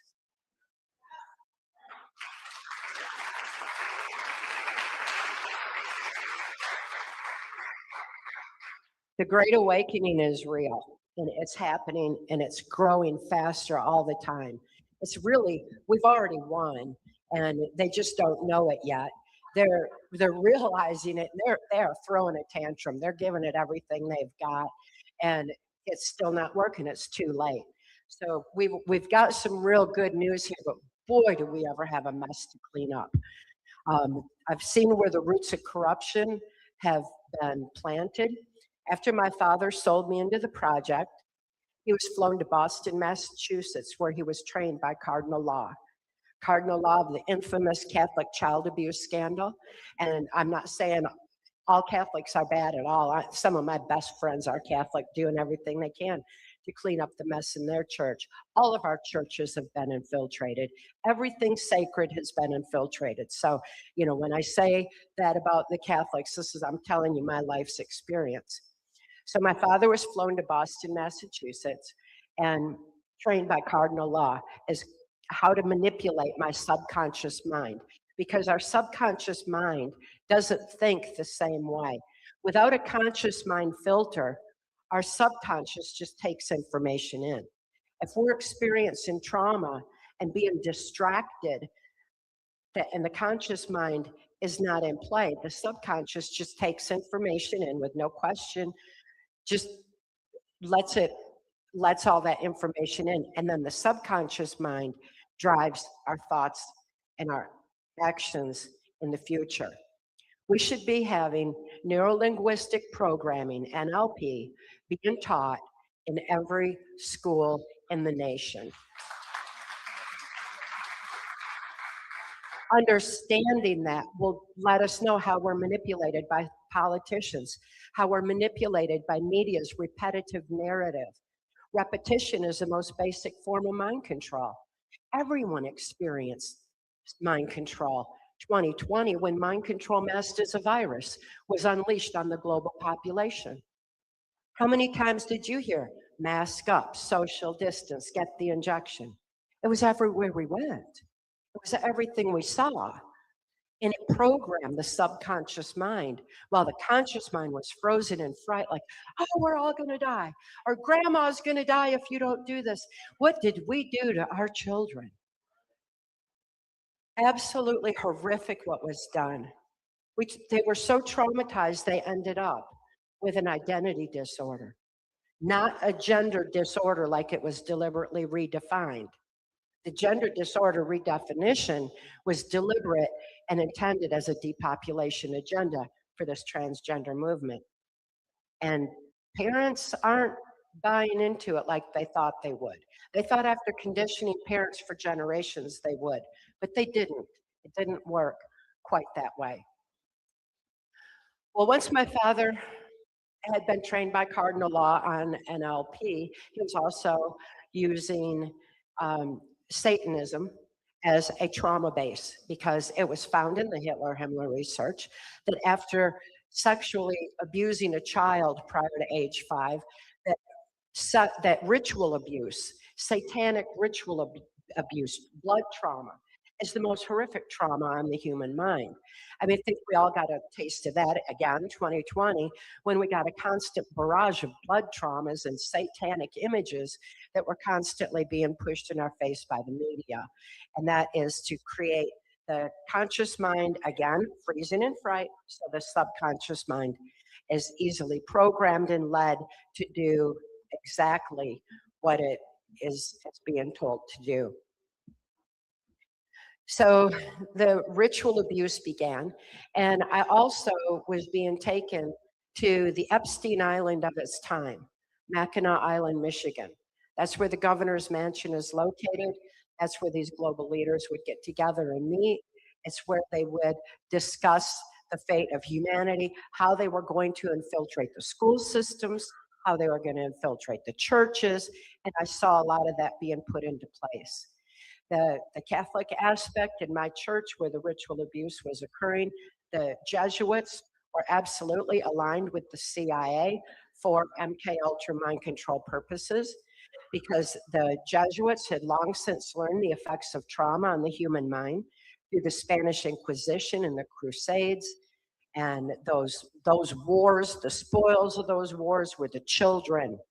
The Catholic orphanages were born, and they found those children were very compliant, easily led to be brought up into the church to promote, to continue the pedophilia, the pedophile agenda, and so it went from there. It was also my experience that the videos that were being made in Mackinac Island, Michigan, were of a high level of politicians on a global level that were actively involved in this. Pierre Trudeau sexually assaulted me when I was 9 years old, and I was sexually assaulted by other leaders there, and I would meet who would become my owner in MK Ultra Mind Control when I was 13 years old, U.S. Senator Robert C. Byrd. These videotapes, my uncle, Bob Tanis, was part of the Air Force, and he was literally flying these blackmail videos to the Vatican blackmail vault. He was a Jesuit himself. And so we've got a very criminal faction within that church that has to be held accountable. There's, we listened to Archbishop Vigano, he's exposing it fully. We listen to people like Mary Flynn O'Neill, who's doing everything she can, exposing it. And there's so many that are exposing the criminal activity that's been going on for so long, because it's all part of this globalist slave society agenda. It keeps us from going within and gathering that strength of the human spirit and aligning with the divine. Mackinac Island, Michigan, I heard how the education system was going to be infiltrated. They were taking what Hitler's youth education system and redefining it. It was called Common Core, went into our school system in 1984. Senator Byrd was involved in that, making states reliant on federal funding so that they would have to do what the federal government said, what the federal, the Board of Education said do, and that's how we ended up with Common Core in our school systems. That's how we ended up with the indoctrination of children, which was deliberately designed to tell our children what to think rather than how to think. They need to know how to think again and to be able to use their beautiful brains. We all need to use our brilliant minds and expand our thinking beyond what we think we know, because we need to know our knowledge base has been deliberately altered for a long, long time for this agenda. So after the Mackinac Island, Michigan, Senator Byrd decided that I needed to be programmed for high-level operations. He decided who I would be prostituted to, what black ops I would be used in, which was the drug and human trafficking across open borders. Absolutely horrific, the things that I was exposed to and programmed to do under mind control. My programmer was Lieutenant Colonel Michael Aquino, the founder of the occult temple of Set, and the one who was involved in the Presidio daycare scandal and wrote the book Mind War. Mind War is a psychological warfare through trauma, how to control and manipulate populations, how to manipulate the world and dumb down the children. He wrote the book with General Valey, And you'll notice when you research who's on the board of directors of Turning Point USA, you'll find General Bailey there. I am not saying Turning Point's bad. I've been there. And I met Charlie Kirk, and it's sad what's happened there. But when we start to educate ourselves to these perpetrators, we're going to find the same ones over and over again have infiltrated sacred aspects of our society.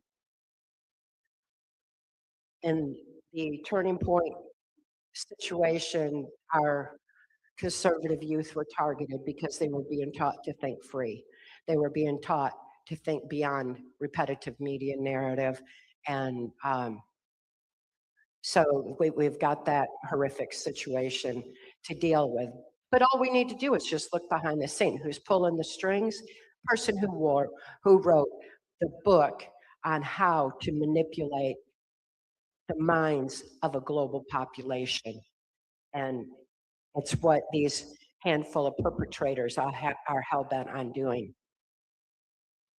My 1995 testimony for Congress, Transformation of America, it details all the various operations that I was used in, the blackmail operations, the drug and human trafficking, who was involved. It names names. Every bit of it has been validated by clean members of law enforcement, intelligence, and Secret Service who were wanting this information to get out to we the people so we can effectively protect our children and our own minds going forward.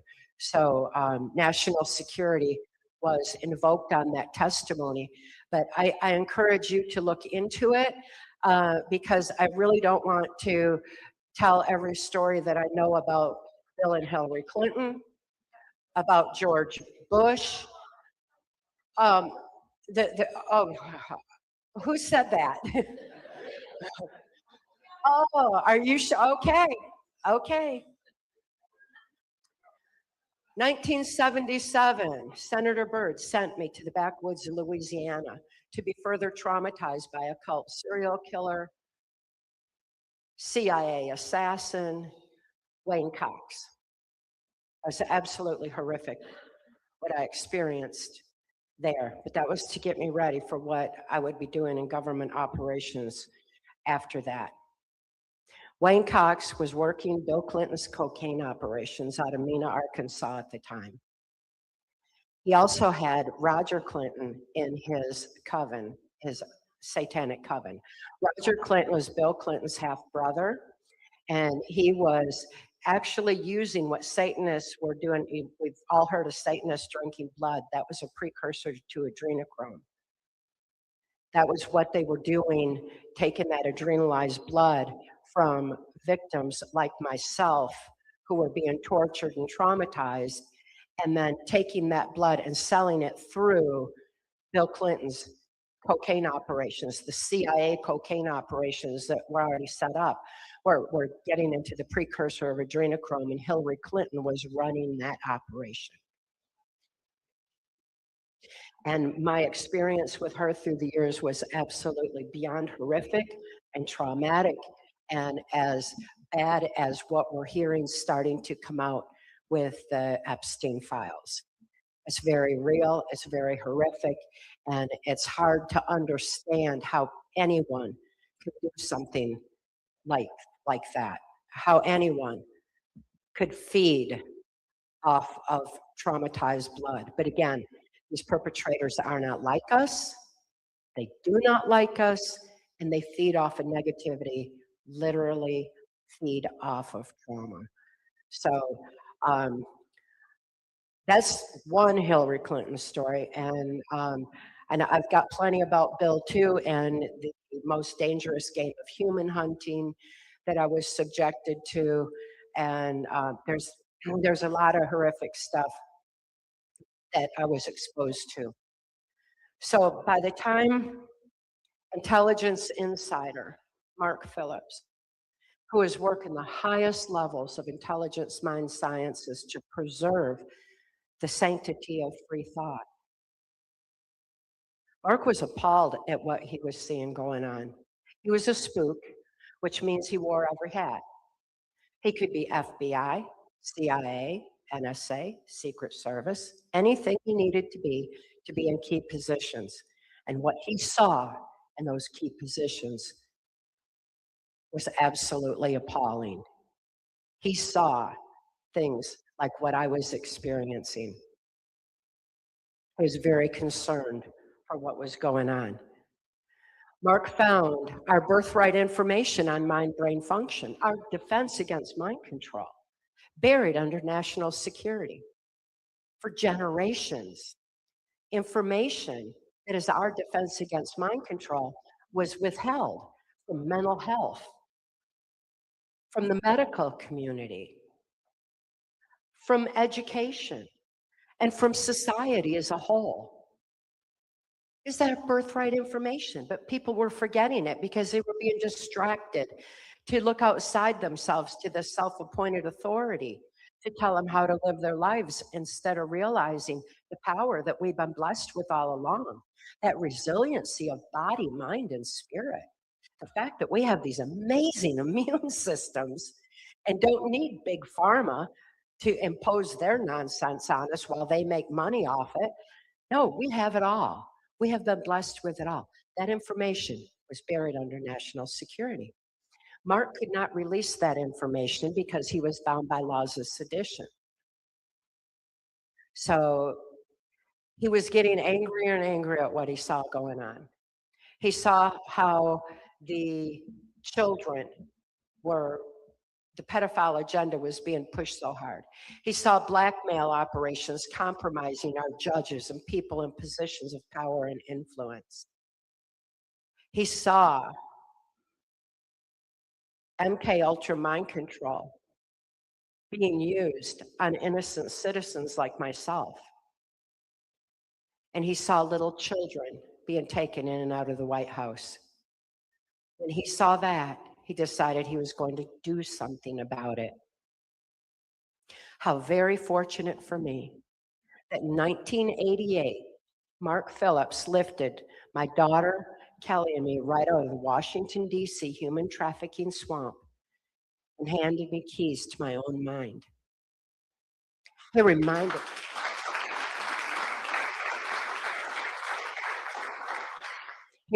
me of my birthright to heal.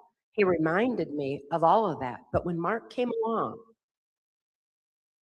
I didn't know good people existed in the world anymore. I only knew trauma my whole life. And when Mark came along, I couldn't think to trust him.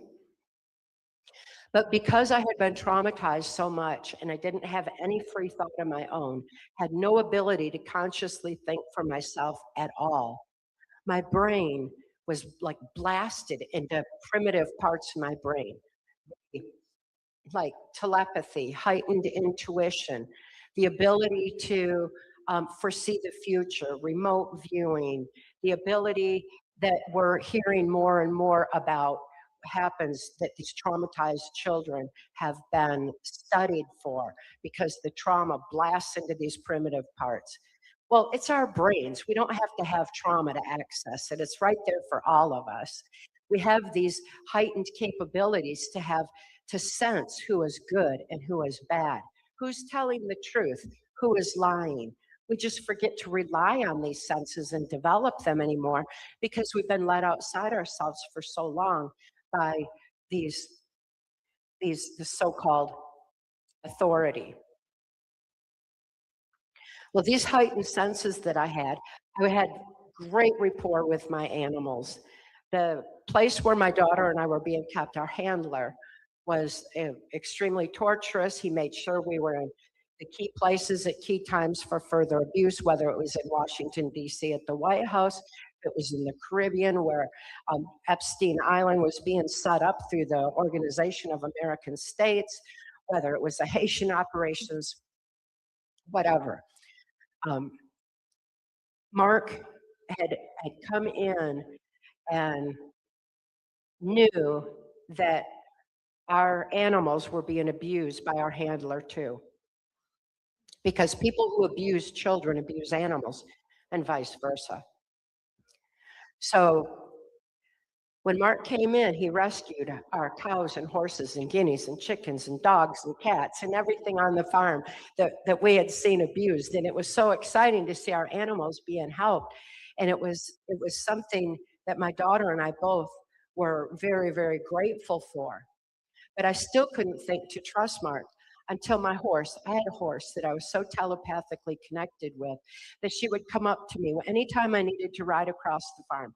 She would just stand in front of me and I would get on, no horse, no saddle, no bridle, no words, just all telepathy. She'd take me where I needed to go, bring me back. And that was just my natural communication and interaction with this horse. If my handler was around, that horse would bolt. She would run as far and fast as she could to get away from him. Well, when Mark came to rescue Kelly and me and our animals, my horse walked right up to Mark, looked him in the eyes, and loaded herself on the horse trailer.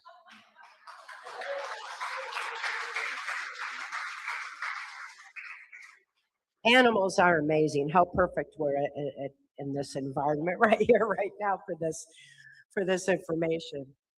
So that showed me that I could trust Mark. It was the animals that showed me that.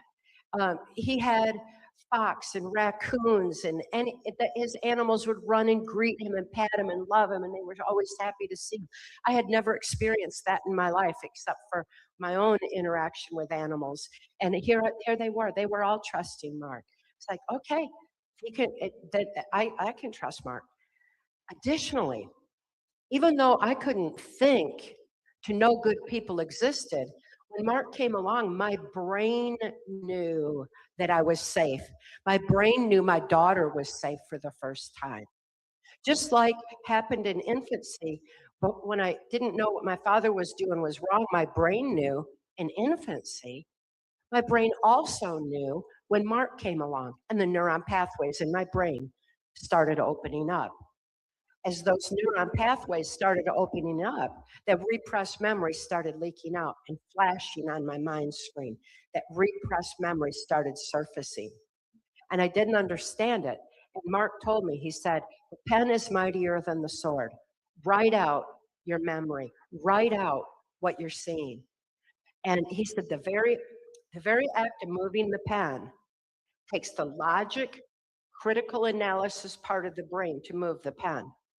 So it takes emotionally incomprehensible trauma, shifts it over to logic, where it's written out on paper, consciously seen and dealt with, and healing happens psychiatrically, psychologically, emotionally, spiritually, everything all at once from this one simple little brain hack.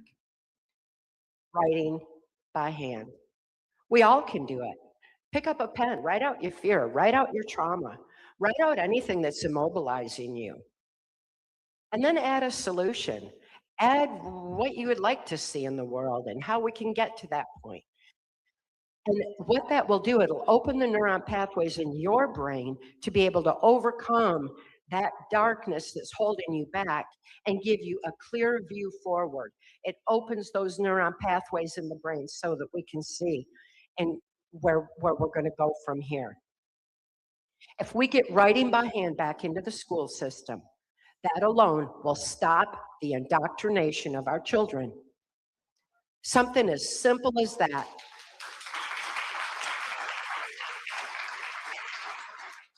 They knew that. That's why they put computerization and keyboard, typing on a keyboard and twiddling thumbs on a cell phone do not do the same thing that moving that pen does. So that's just an important brain hack. So I began writing out my memory. As quickly as I wrote it out, he handed it to his friends in intelligence and in law enforcement. We had a hero back then, William Von Raab, head of US Customs. William Von Raab was doing everything he could to tell people about drug and human trafficking across open borders, tell them about mind control, to tell them about the globalist agenda. But the media was shutting him down and wouldn't give him voice and only mocked him and did a character assassination on him like they do President Trump. But William Von Raab still did everything he could to make that difference. He was in the position that Tom Homan is today. And he had as much compassion for the children as Tom Homan does. I've met Tom Homan, and he's genuine, he's sincere, and he's very, very loving. And last time I saw him, he hugged me with tears just running down his face, saying, when President Trump gets back in, I promise you we are going to close this border once and for all.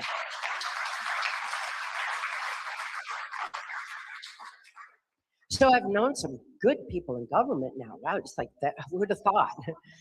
But it's really amazing. As quickly as the information was validated and the evidence was collected, it was being compiled for testimony for Congress in Transformation of America. I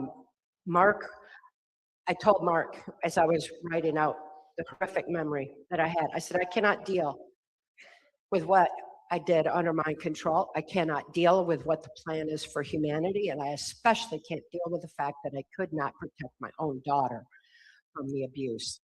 I couldn't save myself. I couldn't save her. I couldn't think to do any of that. I could only do exactly what I was programmed to do. And Mark told me, he said, you are not responsible for what you're programmed to do under mind control. Your abusers are. They need to be held accountable for those actions.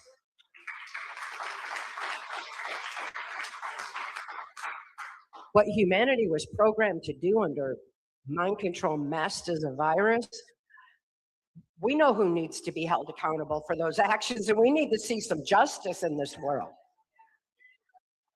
We do. Anyway, Mark told me that now that I am aware, I am responsible for all my actions going forward. And I thought, wow. Okay, I'm going to make sure that everything I do is out of love, out of truth, and true to soul. It's all going to be that, not any outside influence at all. But I still didn't really know who I was. I knew that I loved Mark. I mean, he was really handsome. He was a hero. He was everything anybody could want. Animals loved him. Of course I loved him. He wouldn't have anything to do with me. He said, you got to heal first. You have to know who you are to have anything to give in a relationship. So I healed as fast as I could. And I was hurrying.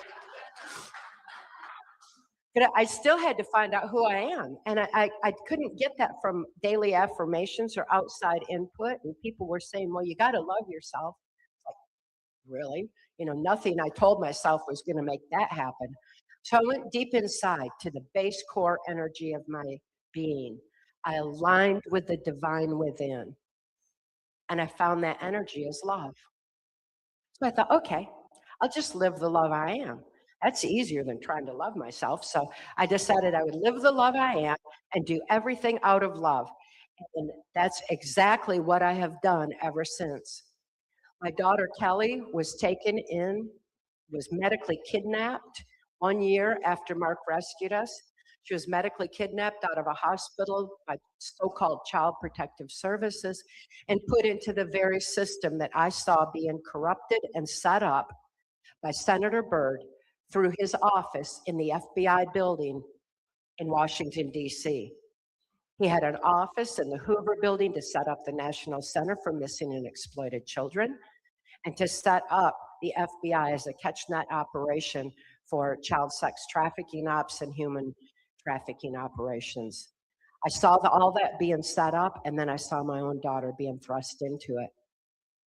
1990, I was speaking out on her behalf, trying to raise awareness and free her from the system. 1990, people didn't have a point of reference for understanding what mind control is about, what human trafficking was, what child sex trafficking was. None of that. But people were beginning to wake up because they already were seeing how their children were being indoctrinated in the school system to accept globalism instead of our constitutional values of freedom and justice for all. People were seeing infiltrations into their churches and their communities. They were seeing corruption in government. They were seeing that the elections were rigged and that no matter what they did, the same people kept getting into office. How did that happen? because electronic voting machines have been rigged since their inception. They came into being in the wake of the Kennedy assassination, which traumatized the whole nation. While the whole nation was traumatized, that's when those voting machines came in. They were Diebold at first, follow the money, goes right to Bush and Cheney back in those days to make sure that these perpetrators were put in key positions of power and influence to further the globalist agenda. That's what electronic voting machines are for. Very fortunately for all of us, we overrode that rigged electronic algorithm 2016. Because as Mark and I began speaking out on my daughter Kelly's behalf, we saw a great awakening happening and sweeping the nation. By 2016, so many people were awake and aware that we overrode the rigged electronic algorithm and the voting machines by sheer numbers of us to elect a president that was not Hillary Clinton in her New World Order.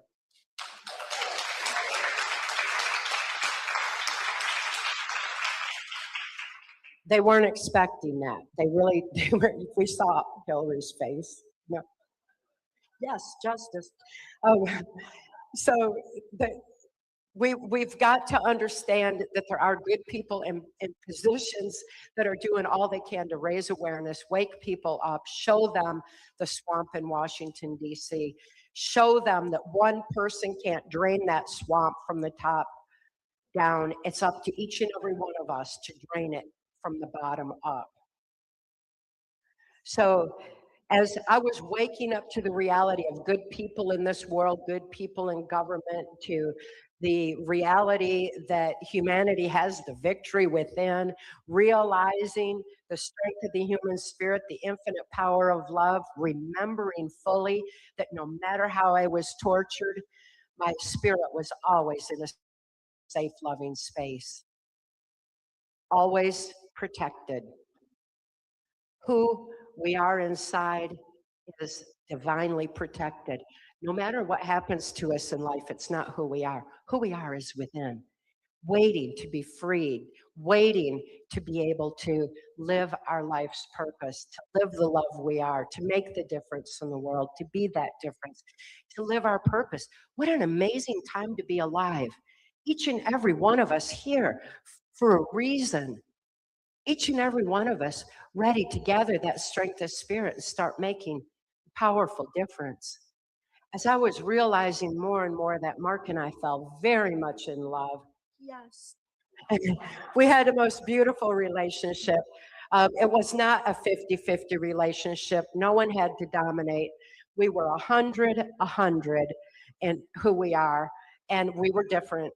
We had disagreements. We never argued, though there wasn't time for fighting over trivial things. We just didn't have time for that. But if we had a disagreement, one of us would learn something. And that was a wonderful thing to get to be. And besides, the differences we were perfect balance. Mark thought everybody in the whole world should be have as much fortitude as he had and integrity as he had, whereas I understood people were on their own learning path and that they were getting there and they were doing all they could along the way.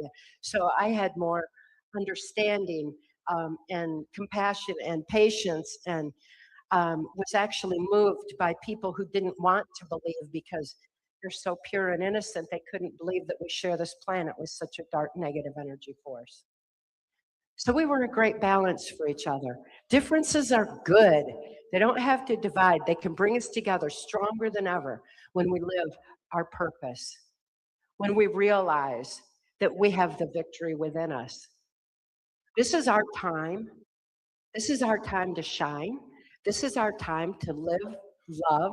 We naturally unite when we remember who we are and why we're here. And the children need us to do that now. They cannot wait for this system to clean up. It's so corrupted. The roots of corruption are deep.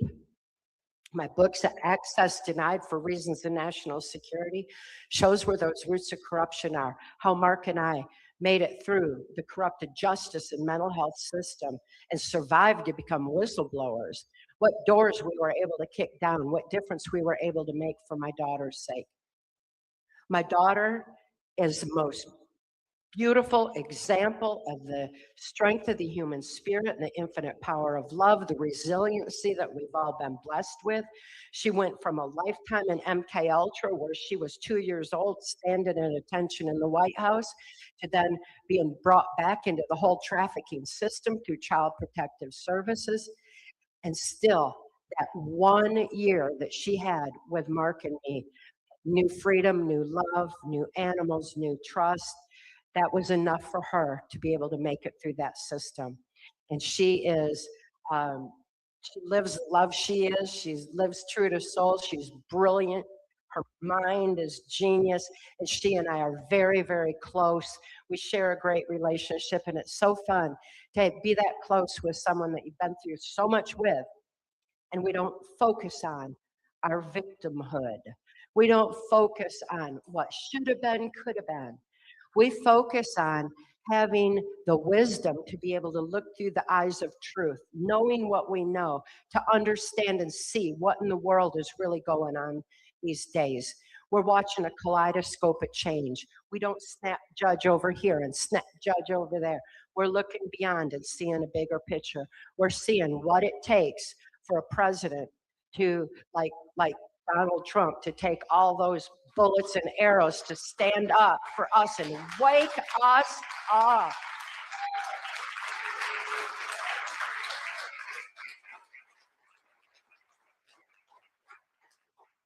I've met President Trump, and I was just absolutely thrilled to be able to use my senses to feel his humanity, his compassion, his soulfulness, his genuineness, and his extreme intelligence. It was just like, wow, okay, exactly what we need in that position to help wake up humanity. What's being done for humanity is more important than anything politics could ever do.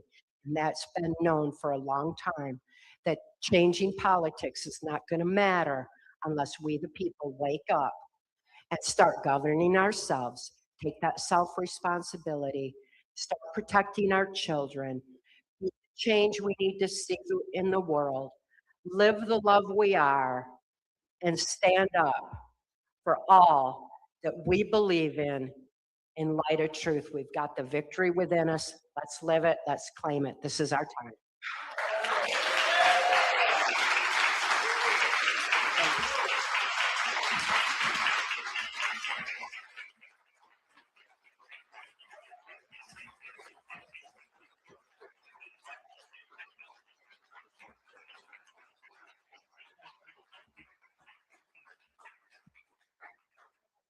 All right, everybody, that was a pretty powerful life.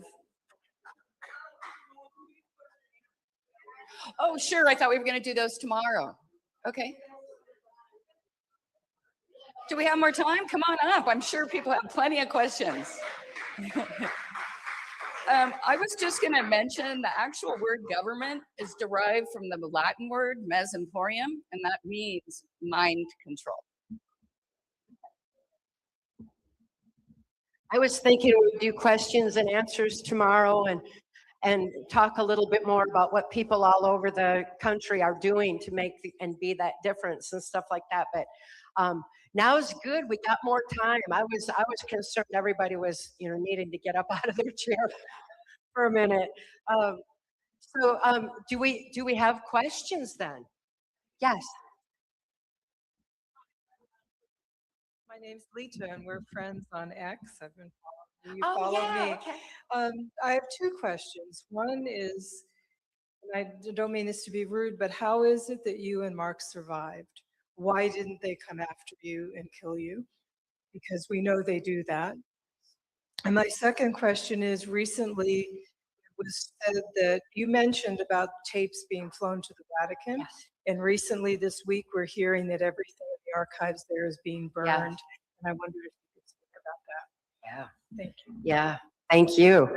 Yeah, that concerns me deeply that the archives at the Vatican were closed, but it's just proof they're scared, they're needing to hide deeper, because there's so much truth coming out.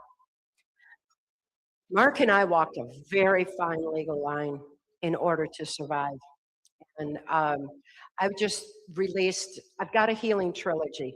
One, PTSD Time to Heal, which is the healing methods Mark taught me. He couldn't release the information, but I could. It was my experience to heal with that information. And I'm not bound by laws of sedition.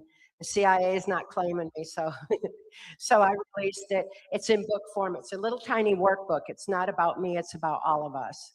And I've got another one, how I triggered my own memory and resolutions. And above all, I've got my book I just released, brand new back there, Align with the Divine. It's about when we align with the divine within and we live in harmony with a bigger picture and we're in that flow, what miracles unfold and what we can accomplish. It's nothing short of a miracle that I am alive, that I survived my MK Ultra ordeal, that I survived whistleblowing, that I'm standing here today. And I am so grateful for every moment of every day that I am here.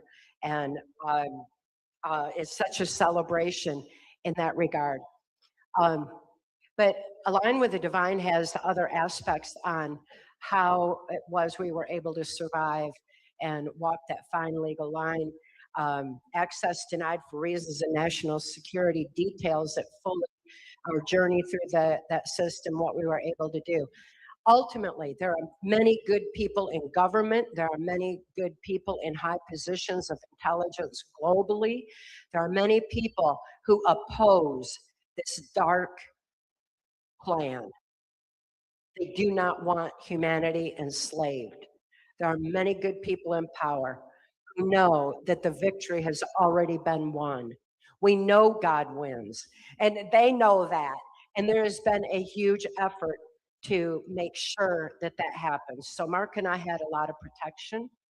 We also had when the National Security Act was invoked on my 1995 testimony for Congress, that put these abusers like the Clintons on notice that that they were to stand down, and that if we spoke only of what the information was, it's been validated.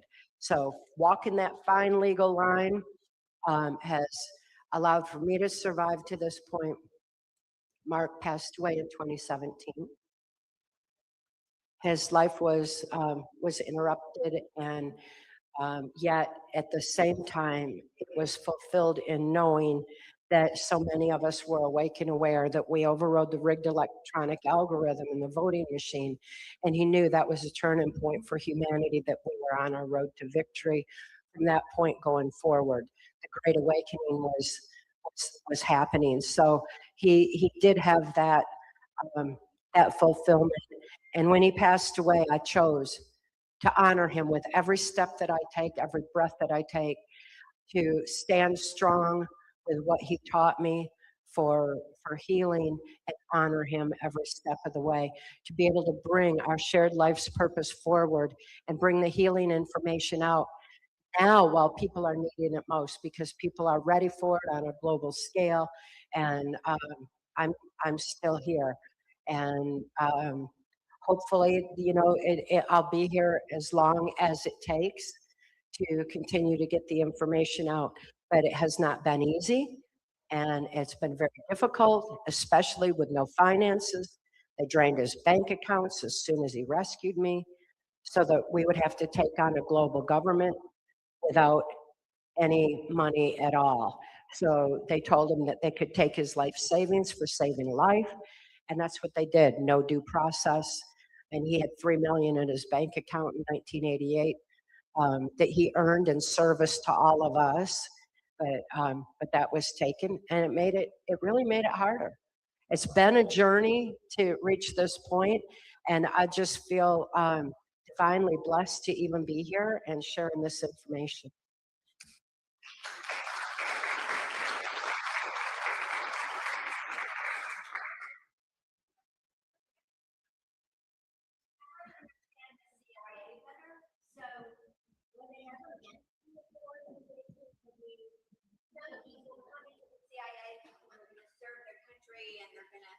this glorious career and then they end up being evil?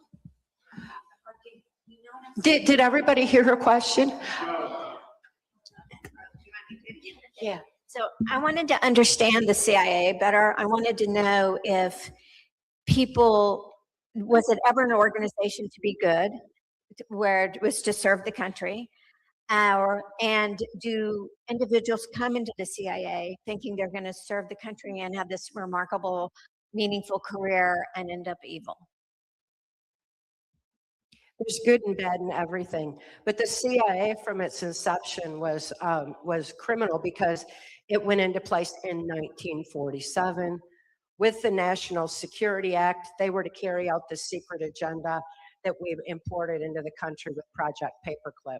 So it was bad from the get-go, but it doesn't mean there weren't good people in it, and that there aren't good people in it today, because there are. There's good people in everything doing the best they can. But their voices are usually censored. Anybody who's making the positive difference from the inside is in a precarious position, but they're there. I was certainly the last one to think that anybody in intelligence could be good, or anybody in the military, or anybody in government, but they're by far the majority. Just like Mark said, there's good people everywhere. We've just got a very corrupt system. As far as I'm concerned, though, the FBI, by its very structure, is absolutely corrupted. I don't know how we can clean it up. They have authority over our local law enforcement. They can go in on any child sex trafficking case and take it over and thrust them back into Child Protective Services. They are the enforcement arm to get the kids back into the trafficking system. So it's a heck of a mess there. I have a movie that I participated in along with General Flynn and others. It was called 1,000 Pieces. It was released in 2020, and it was following through with President Kennedy's determination to scatter the FBI and CIA into 1,000 pieces. And that's why Kennedy was assassinated. And what needs to be done today is we have got to clean up these corrupt agencies, the corrupt system, and it's corrupted by its very structure. So we've got a long way to go. Again, all the more reason why it's up to we, the people, to start making the difference in our own communities. Yes. What was the president's role, like whoever was the president at that time, to like, did that person have to approve it? I'm reading the book and I'm seeing a little bit about Ronald Reagan, where he had made a comment, she's in, or something like that, meaning he was talking about you. Did the president have to approve a person that's the MK Ultra program? Is that how that worked? There's so many levels of MK Ultra. MK Ultra is what was imposed with mind control masked as a virus. It's all the same components. So it's MK Ultra is actually just a structure.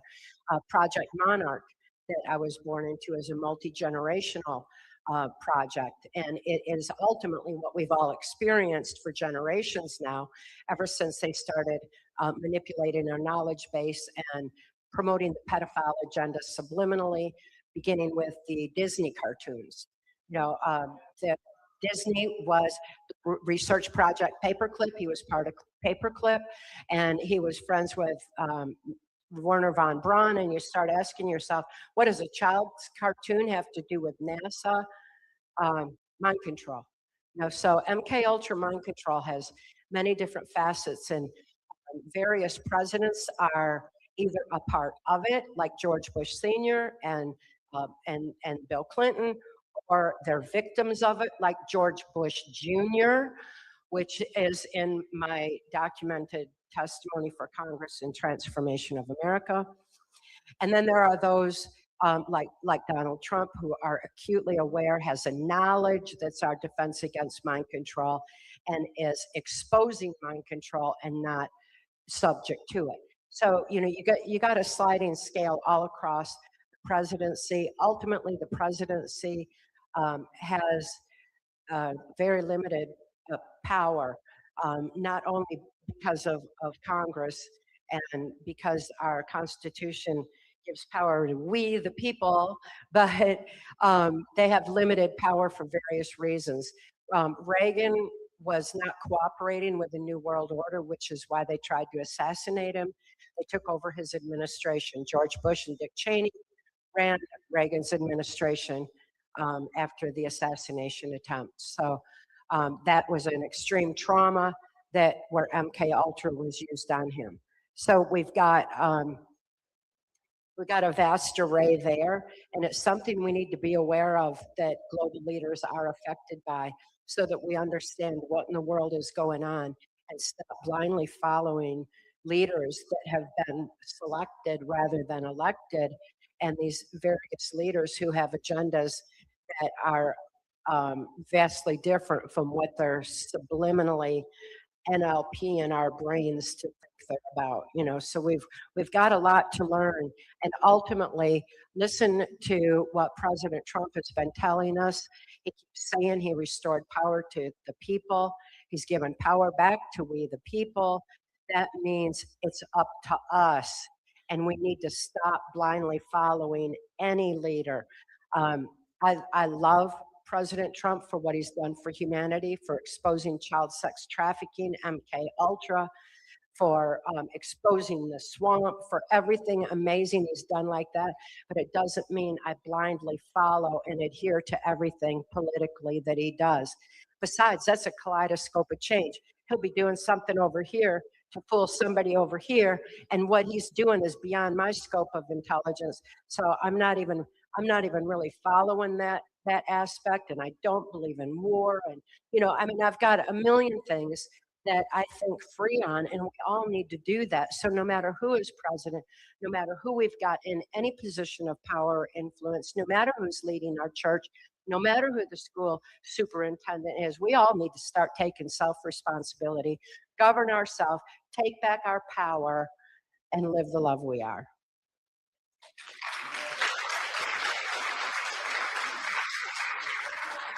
Are we done? One more? Okay, then we'll do more tomorrow too. Yes.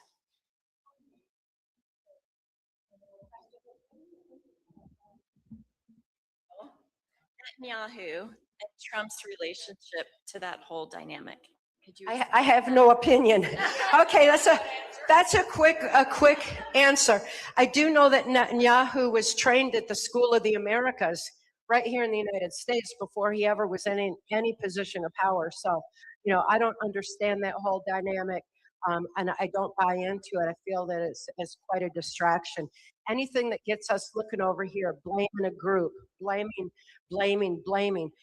takes our focus away from who's really guilty, who these perpetrators are. It's only a handful at the top. Follow the money, and you'll see who's pulling strings on the media and on so many aspects.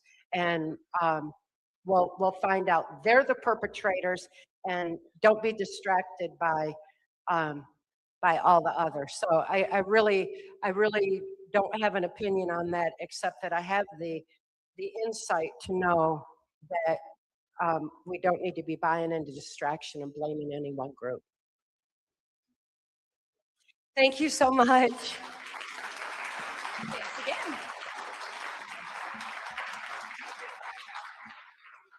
All right, well, pretty amazing stuff that she shared with us today. I think it's opened a lot of people's eyes, and it's also kind of explained to us what the Jeffrey Epstein operations of blackmail, extortion, and child trafficking is, the core of it really is. So we're going to take a break now for lunch. There's bathrooms in the back. There's coffee and water in the back. So we're going to come back. I think we're just going to take a half hour so we can get back to our speakers. So we look forward to seeing you then. I believe they have it set up right back there. Yeah. I got it set up right back there. They've been working on it while we're. All the speakers' lunches are in the back. Okay. And what about the regular lunches that people buy? That's what I thought too. Oh, you look really pretty in that color. That really is the color for you. You got a little bit of a tan too. Yeah. Yeah. Did you go somewhere? Yeah. Oh, you're just in your yard. Yeah, exactly.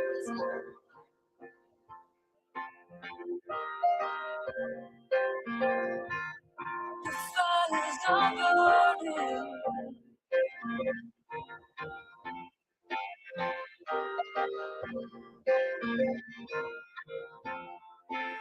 Reach for me like the petals of a rose, blooming its season, gentle and slow. My body is the mountain, the ocean, the river, the sand and the soul. The life giver, so come on now, my friend. Speak to me, help me understand, let us walk together. Take my hand and we will heal this land. Reach for me, the petals of the rose, blooming its season, gentle and slow. My body is the mountain, the ocean, the river, the sand and the soul.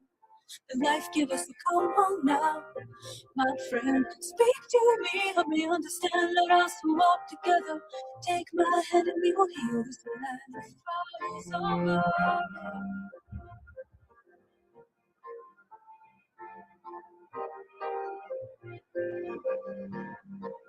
Fires are burning.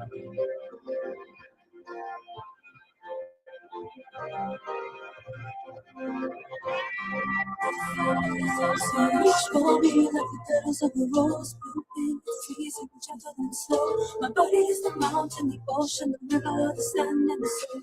The life gives us come on down, my friend. Speak to me, help me understand, let us walk together. Take my hand and we will heal this land. Reach for me like the petals of a rose, blooming its season, gentle and slow. My body is the mountain, the ocean, the river, the sand and the snow. Life gives us all one now, my friend. Speak to me, help me understand, let us walk together. Take my hand and we will heal this land. We will heal this land. We will heal this land. We will heal this land. We will heal this land.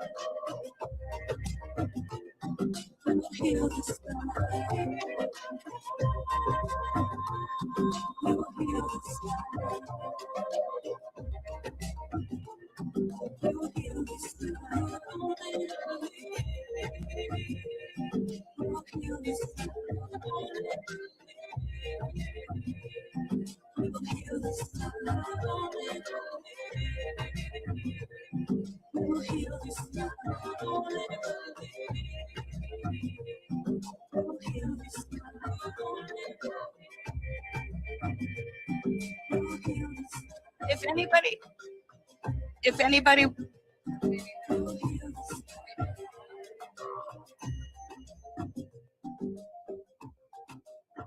say lunch is,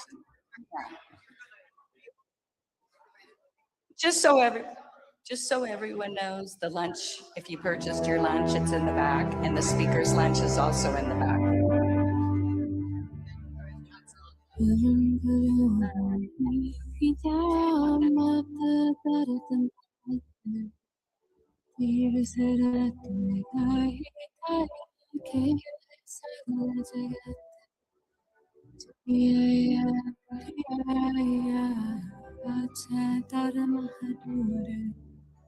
Karmiya po apni kain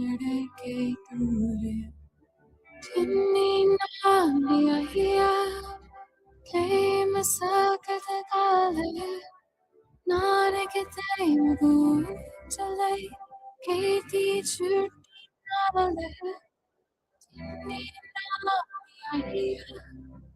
Game Saket Gale Nalegedeyim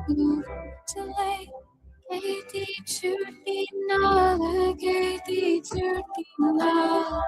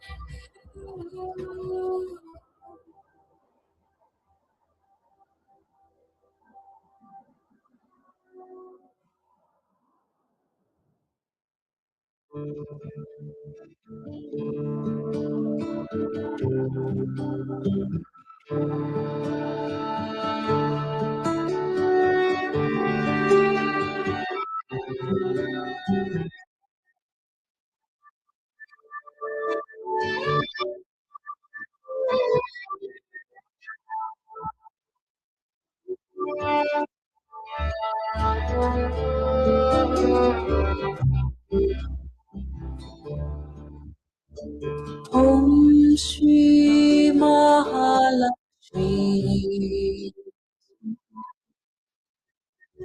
Om Shri Mahalakshmi Om Shri Mahalakshmi Om Shri Mahalakshmi Om Shri Mahalakshmi Swaha Om Shri Mahalakshmi Om Shri Mahalakshmi Swaha Om Shri Mahalakshmi Swaha Om Shri Mahalakshmi Om Shri Mahalakshmi Om Shri Mahalakshmi Om Shri Mahalakshmi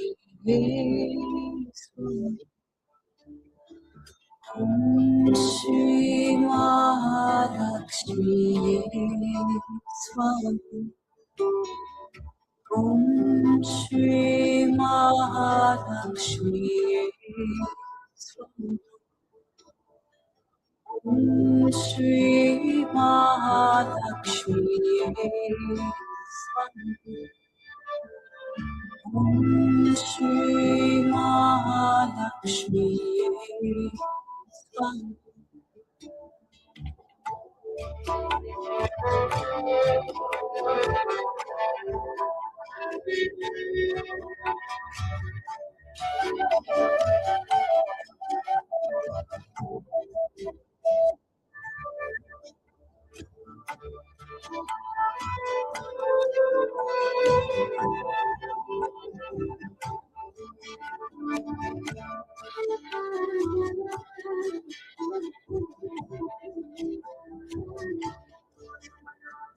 Om Shri Mahalakshmi Swaha Om Shri Mahalakshmi Swaha